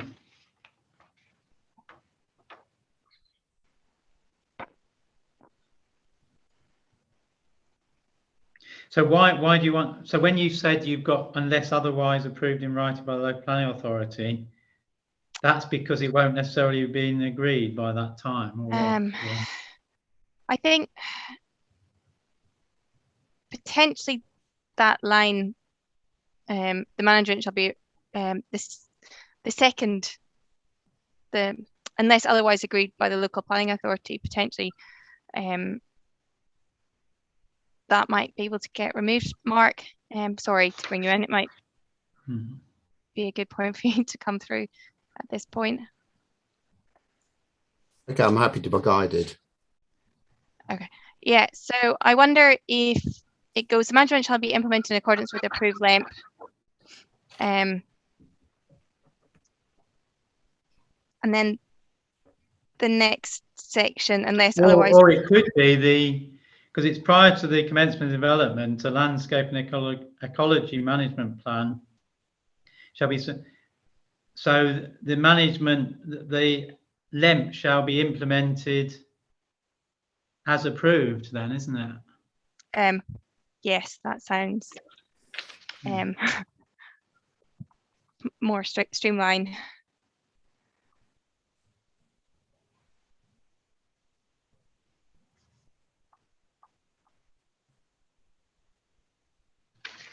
Right, and then linking in. And then you got. Oh, sorry. Carry on. Sorry. So the reserve matters condition 9, I think, is the reserve matters one, isn't it? I think submission of reserve matters. But anyway, yeah. Yes. Right. And then linking into reviews of the management plan, I wonder if condition 53. Sorry to jump forward. Yes. And it says at the end of it, the results of the monitoring shall be submitted to the LPA.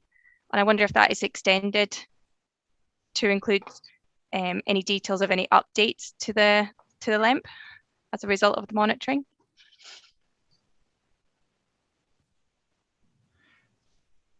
And then the LEMP updated to take on it.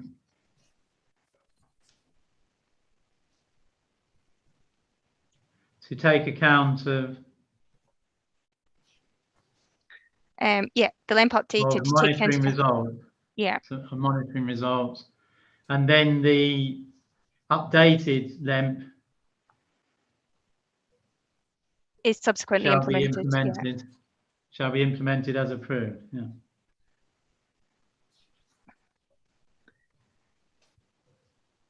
Right. Okay. Is that more like what you intended?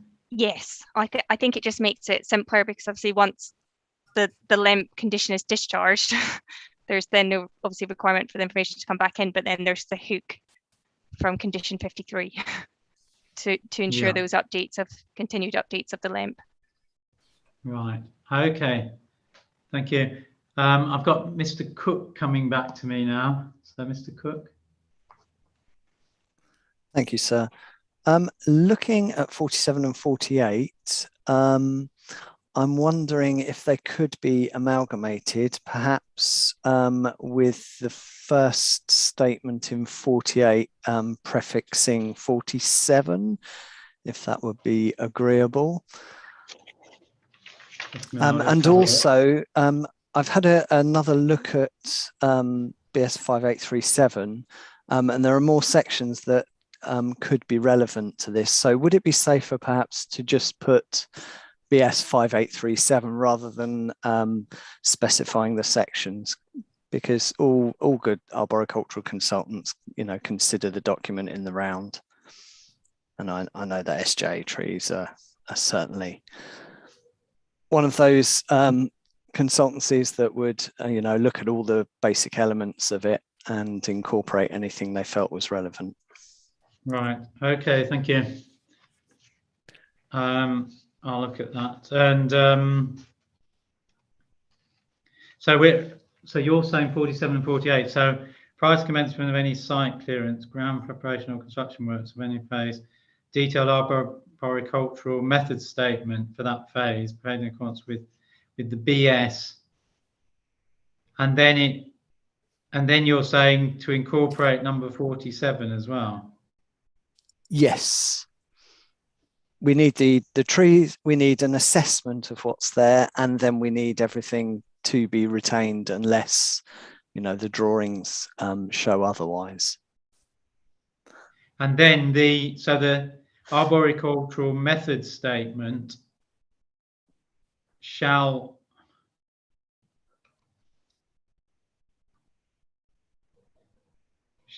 ensure that all existing trees and hedges are retained unless shown on the approved drawings as being removed, or if they're... Are you saying that's incorporated into the arboricultural method statement?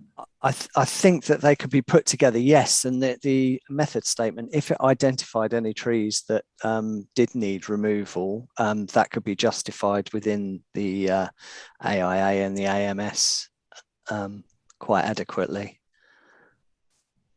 And it would ultimately become an approved document, which would give the weight to their removal if necessary. Right. And I've got Councillor, well, I'll go to Ms Ashton first. Thank you, sir. Just to actually say that I agree with Mr Cook. It does make sense actually amalgamating everything in the way he suggested. Right, Councillor Crawford. Yeah, on condition 50, it refers to country park as a heading. I just wanted to ask, is that the correct title now? Because in section 106, schedule 13, I believe the country park is now referred to as a countryside open space. Is that correct, or have I misread section 106? Well, I think it's, well, we're going on to this section 106. I think yeah, no, I remember it was really, I did recall that as a countryside open space, yes. But now no longer known as a country park. I feel that the condition should put the correct title on. That was really my point. Right. But that's for you to decide. Okay. Any comments on that? No. What I'll do next is I'll go on to protected species.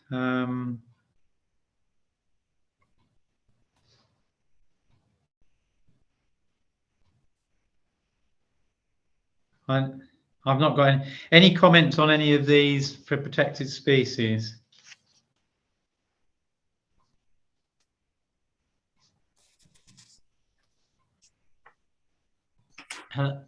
Ms Foster?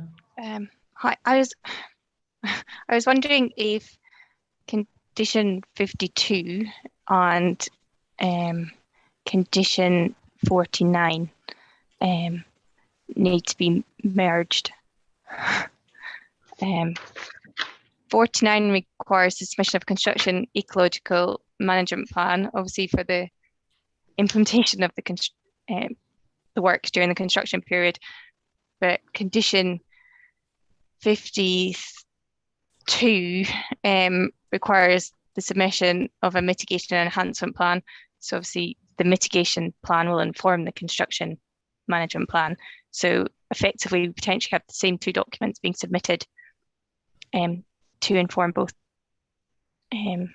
conditions. Right. So you're saying that this one informs 49 then? Yeah. So 52 is the detailed mitigation and enhancement plan for the species identified called ecological surveys, and obviously updated by updated surveys where required. And obviously, until you know that information, you can't inform the construction management plan. So,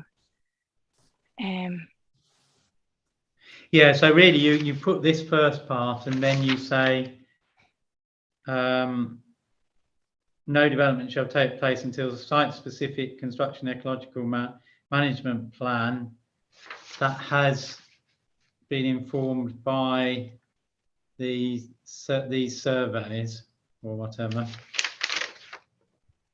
has been submitted to. Yeah. There is 52. There's definitely a need for that mitigation strategy and ecological enhancement strategy informed by the updated surveys where required, which will obviously then inform the construction management plan. Right. Just to confirm that I don't want the removal of the need for those updated surveys. Right. Okay. By the merging of the two. Yeah. Any comments on that? So what I'll do next. A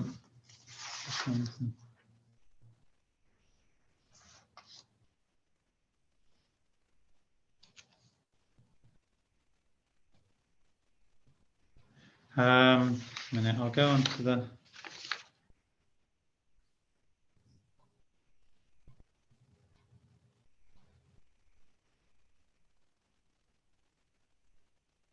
Yeah, I think that's.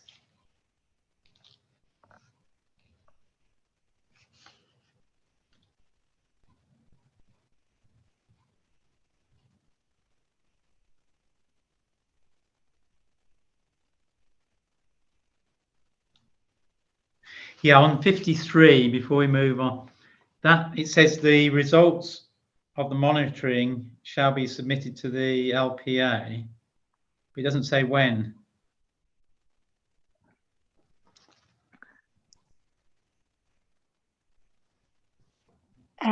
I would expect submitted to LP as detailed within the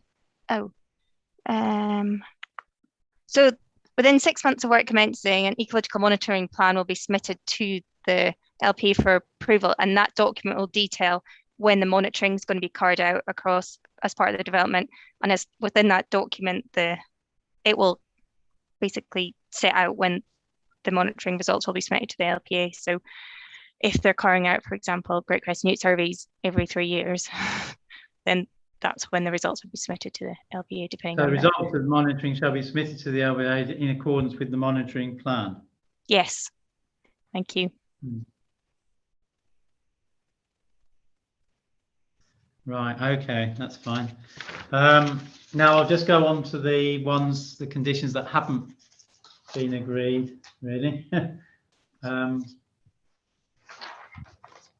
Now these are, I think there's a few that have possible alternatives. So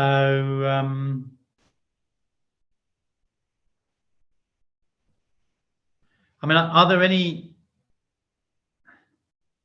I mean, in terms of the first one, what's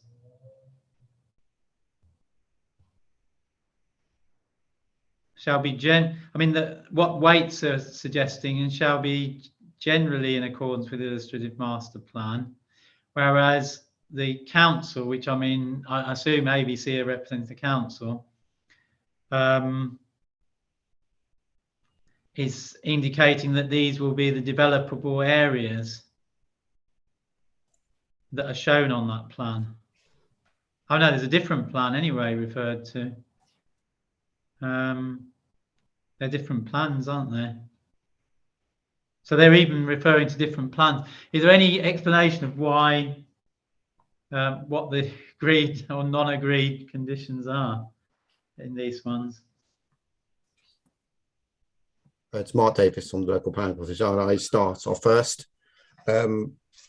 We requested this condition because obviously the application was submitted with these developable areas. If you read their design and access statement, the whole rationale behind it was that that development was to be within these areas. It was set back from the conservation area, set back from the listed buildings at the corner. It was set back from the houses as well. So it's been put forward as a justification as why development should be permitted. And therefore, I thought it was perfectly reasonable that we have a condition restricting it to those developable areas on it. My concern about the appellant's request generally, one, I don't precisely know what that means on that. And secondly, if we didn't have this condition anyway, then potentially they could change the developable area. They could, because the outline red area covers a larger part of the site on that. So that was the rationale behind it.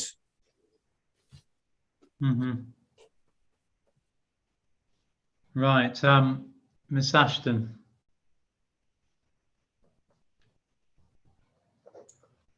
Thank you, sir.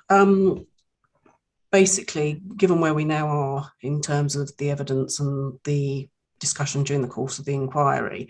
We believe that the illustrative master plan does provide exactly what the local authority want, and that it is the more appropriate plan to link any planning consent to.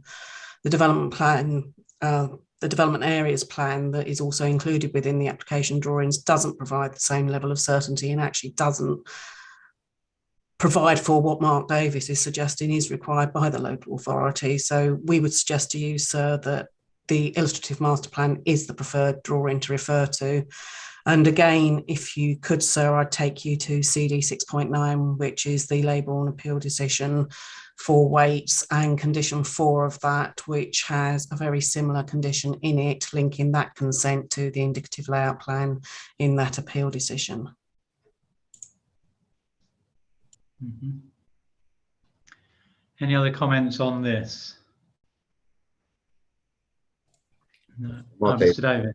Yes, I think in terms, if you link it to the illustrative master plan, like I said, the key point was there's a developable area that's been put forward, and we want to keep to that for obvious reasons on that. And I think we'd have to be satisfied.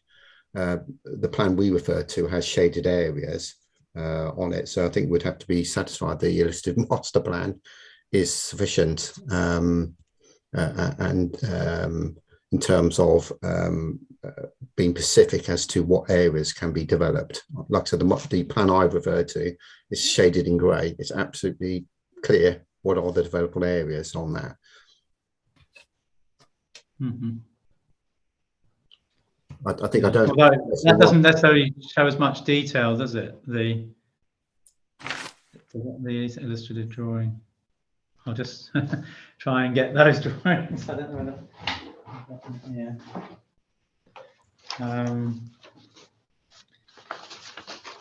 So if it helps you, they're in CD 1.27 and they're drawings for information. They're not actually approved drawings as such, both the drawing that I refer to and the drawing that the local authority are referring to. So but there is a, so they're not actually, neither of these then are the ones that are actually put in the, to be considered then? The illustrative master plan is for information purposes only. But that's the one that is being considered as part of this appeal. Precisely. Yeah. Which is the one that we ask that the condition is linked to. Yeah. Whereas the other ones are more illustrative plan, is it, in terms of areas? Is that part of the appeal documents? So the other one just shows the illustrative plan, but it just shows the areas shaded. So it'll show the residential area shaded in grey. The green sort of ancillary areas in green surrounding it, the SUDS areas, the indicative areas as well on that. So that clearly identifies and with the key as to where the residential development areas are and were considered as part of this proposal. Mm. But so would the illustrative master plan, wouldn't it? It's not shaded, so I haven't got that one in front of me. It's not shaded in terms of the other plan, the plan I'm referring to. Mm-hmm. Okay. Right. Anyway, I mean, there's not that much difference really, apart from the plan and how it's portrayed. Is that the case? Sir, if I may just come in, I think you'll find that the illustrative master plan provides for greater clarity and certainty than the development areas plan that Mr. Davis is referring to. And given the discussions and the issues raised, it would be the more appropriate one to link any consent to.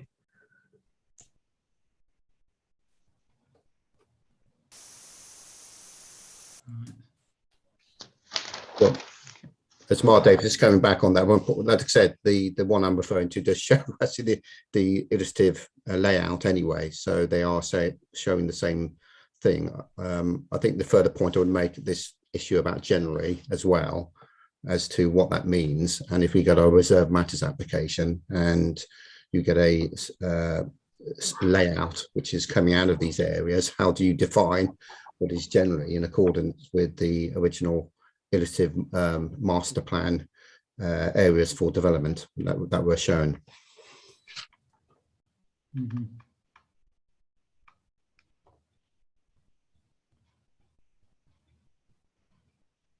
Yeah, I'm trying to find the plans. Really. I don't know which ones these are. PO6.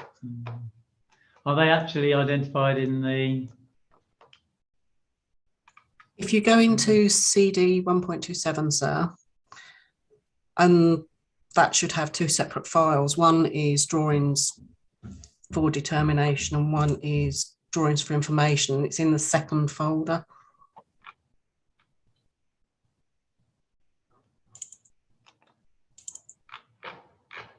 And it's the RFT drawing, so it's 121 S2 P08 or 2500 S2 06. We've got. So we've got drawings for information illustration purposes. Yeah. We've got. So we've got.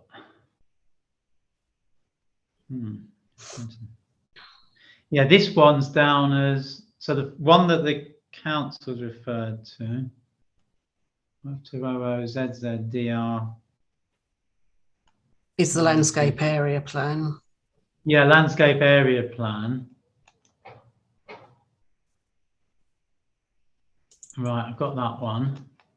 And the one and we then refer the one to, which shows site plan. roughly the dwellings anyway, doesn't it? It's and then the other one, which is P08, which is the hang on, it's right.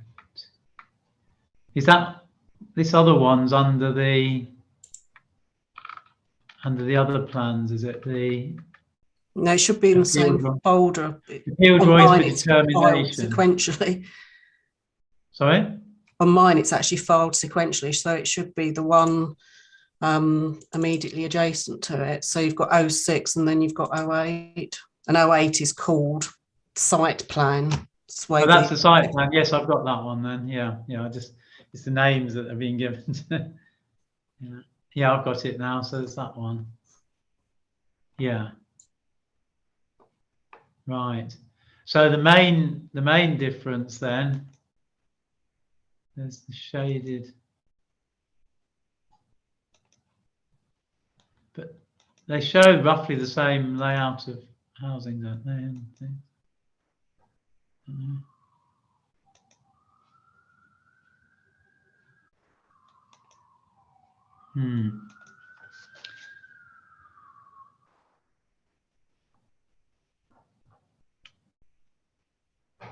Yeah, I mean, in terms of, I mean, they are very similar, aren't they, the plans? Is that the case? So in terms of the developable area, which is in grey, is there any reason why that shouldn't be counted as the developable area? Ms. Ashton. I would just go back to the point, sir, that actually the illustrative master plan provides better clarity on the development itself. The developable areas, if you sought to just restrict it to those, I don't think you get the same kind of clarity.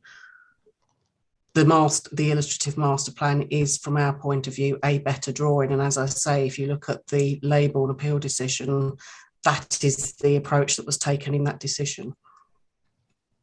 It's a similar approach that I've seen adopted in many, many inquiries.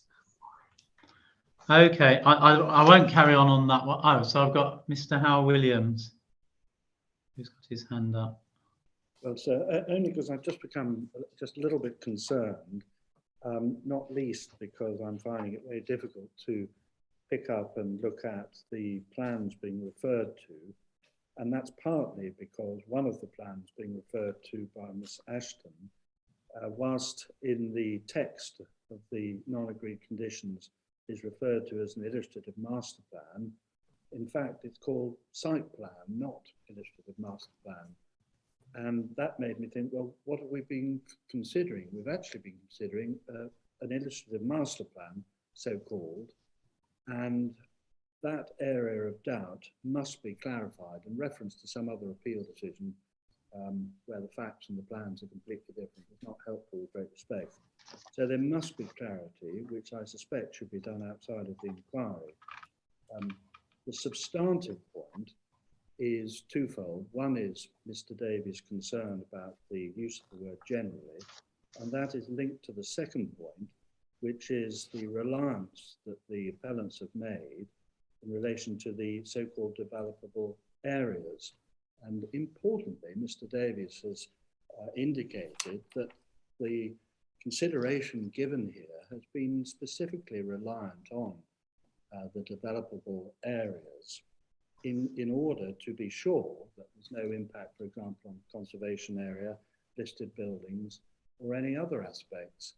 And there is a danger here that something will fall between the cracks on the hypothesis of a grant of consent, sir.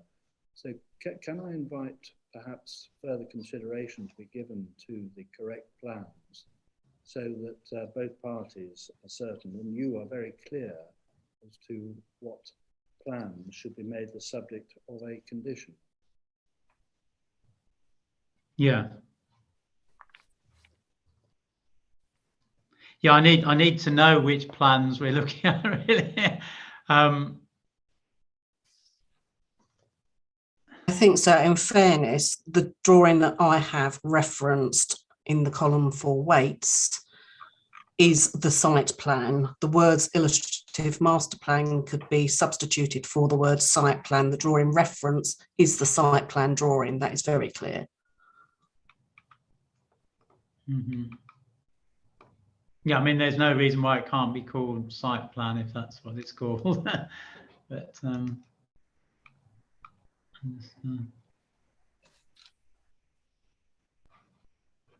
okay.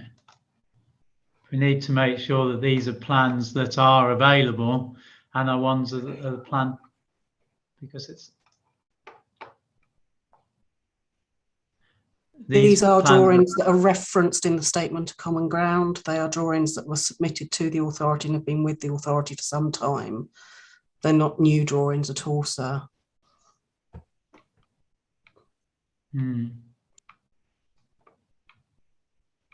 Okay. I think that's rather the point, sir, Mr. Davies is making, that the plans have to be clear and the plans have relied upon developable areas which must be defined by reference to any condition which would otherwise just say generally. Sorry, Mr. Hal Williams, I'm finding it very difficult to hear you, hence the fact that you're quite faint, Mr. Hal Williams. I think that's the problem. Yeah. I must admit I'm having a slight problem, but yes.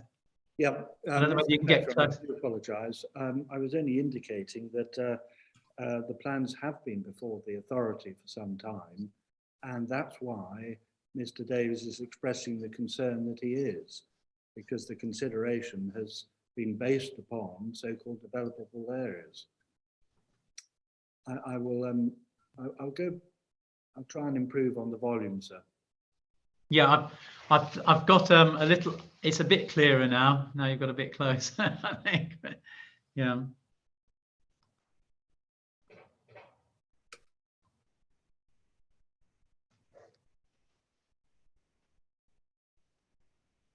Right. I've just lost Mr. Hal Williams. Is that? So I didn't want to add anything.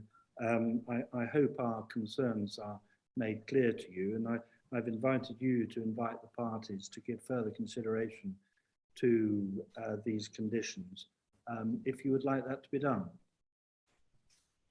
Yeah, I'd like to just, well, if when we have a break that there's a bit more consideration maybe given to it. or even when we resume again next on Friday. But anyway, I'll have to think about that one at the moment on the plans. But anything else on this? No.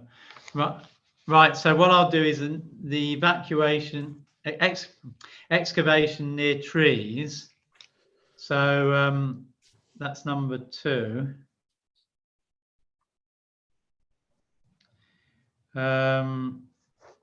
So when what the weights have said, not necessarily given C2. So what can you Sorry, C2 is now condition 48, so.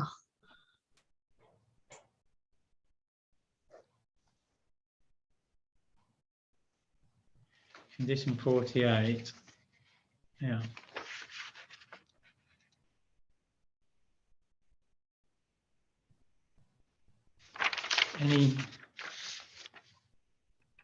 Yeah, I mean, it does seem to be a bit of a duplication, doesn't it?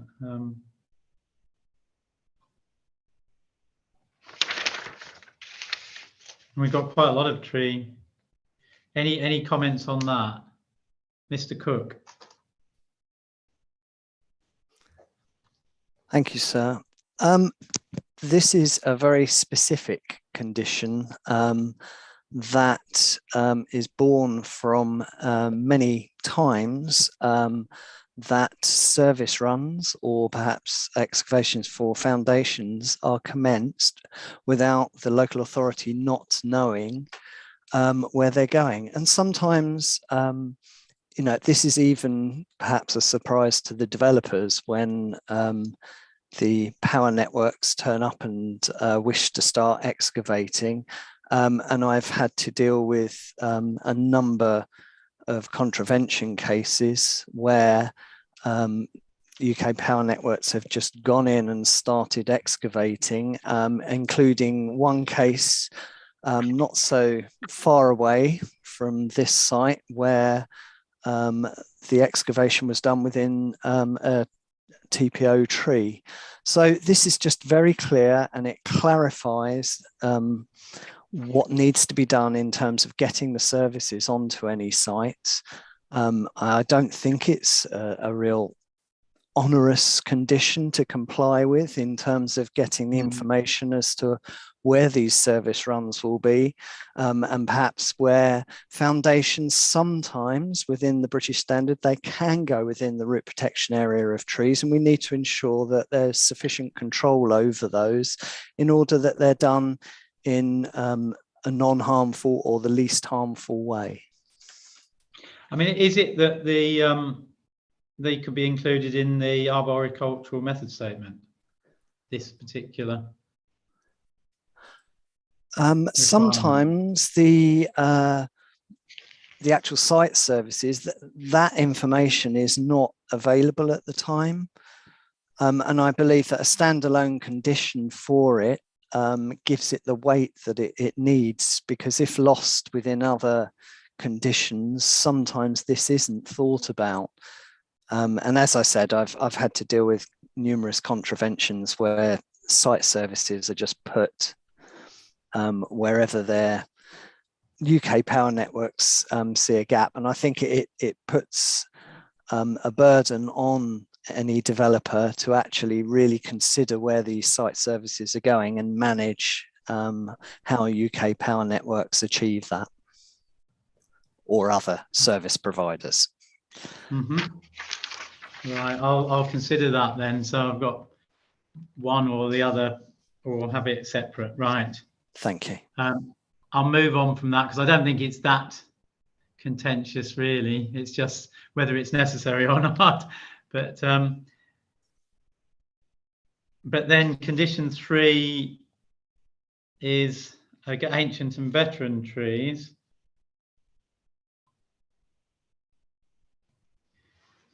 I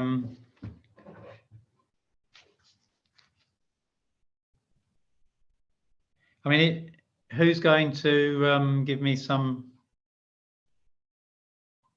reason for this one? Anyone? Mr. I Cook. can, sir. This, given the number of veteran trees we have on the site, given that they need ongoing management that's appropriate to them, because if they're lost within the development over time as being veteran, that they may be subject to management practices that aren't appropriate for their status. And within that condition, it also serves to identify, I think there are a number of trees that have transition veteran characteristics that could quite reasonably become veteran trees within not a very long time scale. And this is just ensuring that over time we manage the trees according to their attributes and their MPPF weight that they're accorded.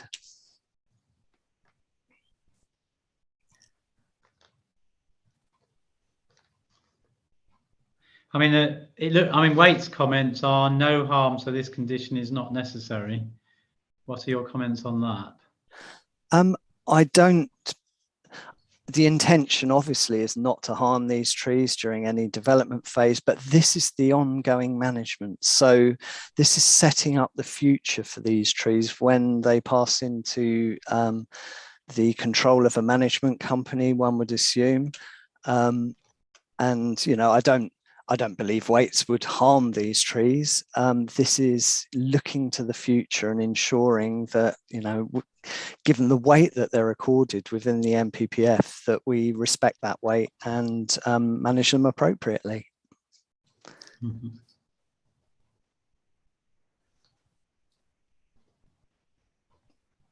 Any comments? Yes, Ms. Ashton. Whilst not agreeing or not feeling that there is a need for this condition, I think that actually the LEMP would cover it in any event, because that is looking at landscape and ecological management. I don't see why, therefore, we need another condition as well.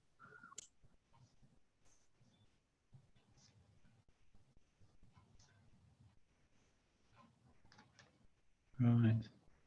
Okay, I'll consider the comments on that. And anything else on conditions? I think that's everything, isn't it? Oh no, we've got AB, sorry. Missed that one. AB 70 is the other one. This one. So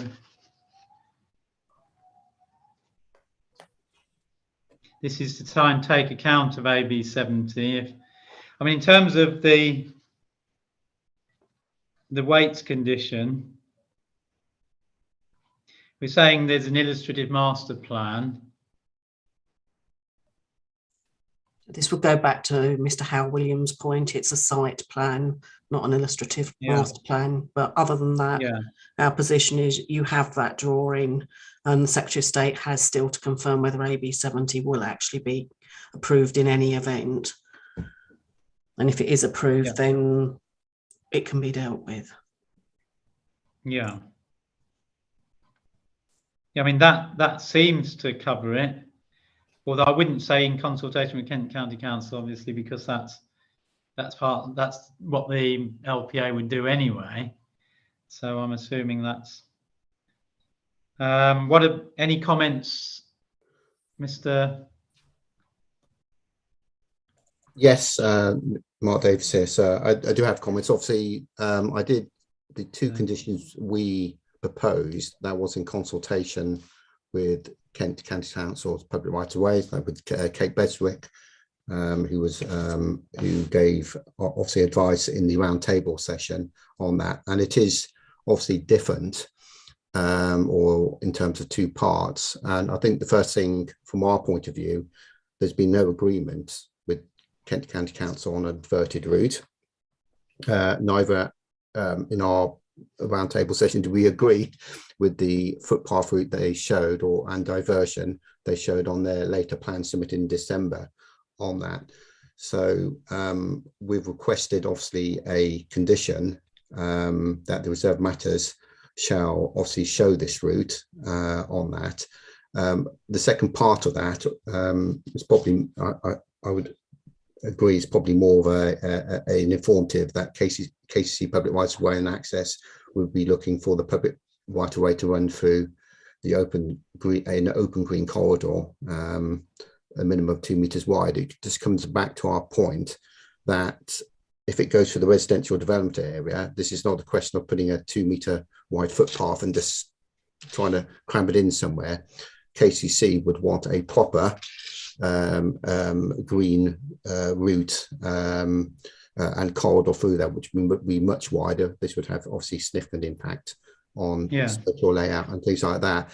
So these conditions revert on the grounds we haven't got any agreement with in terms of a diverted route on that, and what they've shown or come up to now is unsatisfactory on it. And obviously the second part is that basically you can't commence work until you get this diversion application made and confirmed as well. We've had experience of other sites where this hasn't happened, and sometimes you even get development on footpaths as well. So it's really to avoid that.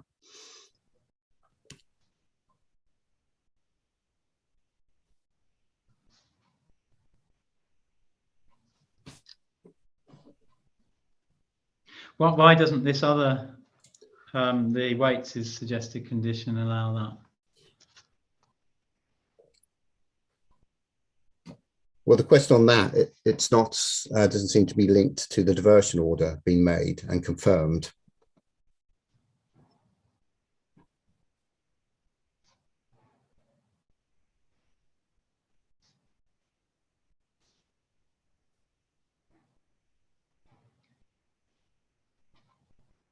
Right. Miss Ashton. Thank you, sir.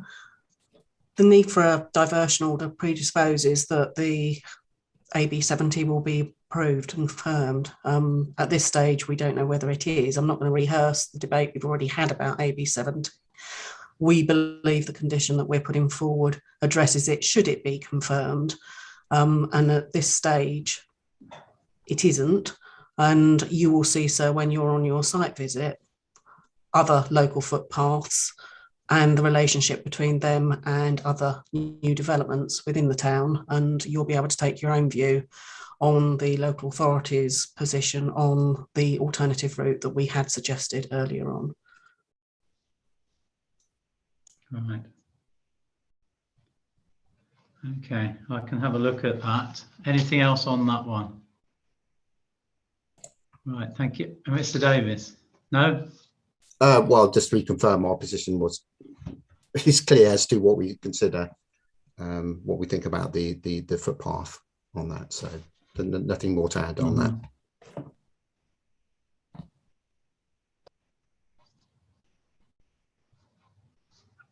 And there'll be submissions made, I'm sure, in closing about the footpath as well, as we've discussed it. Miss Ashton? No doubt there will, sir.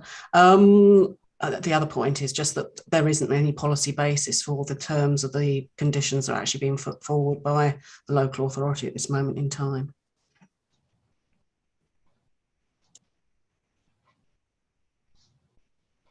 Right.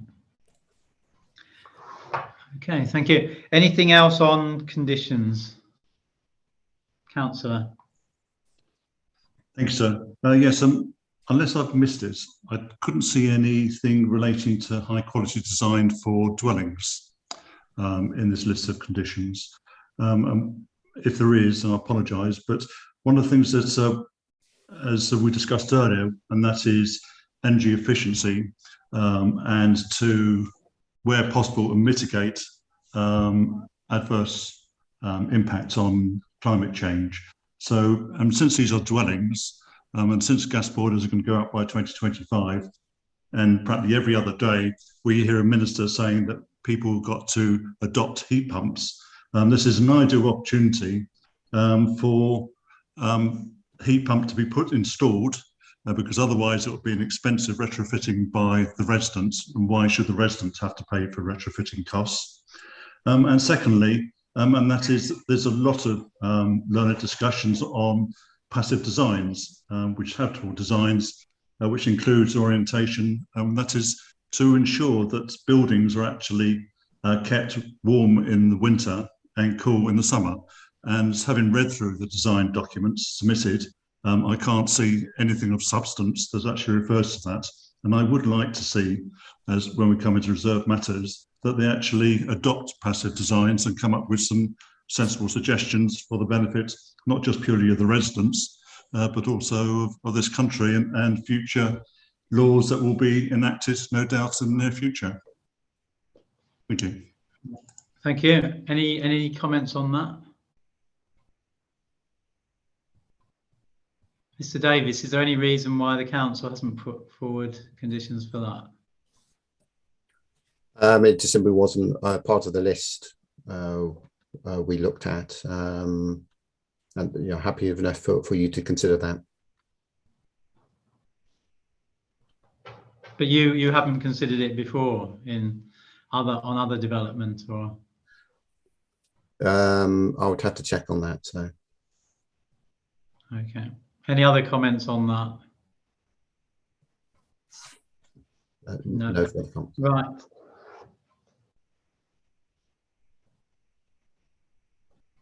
Right. Anything else on conditions? Right. In that case, what I'll do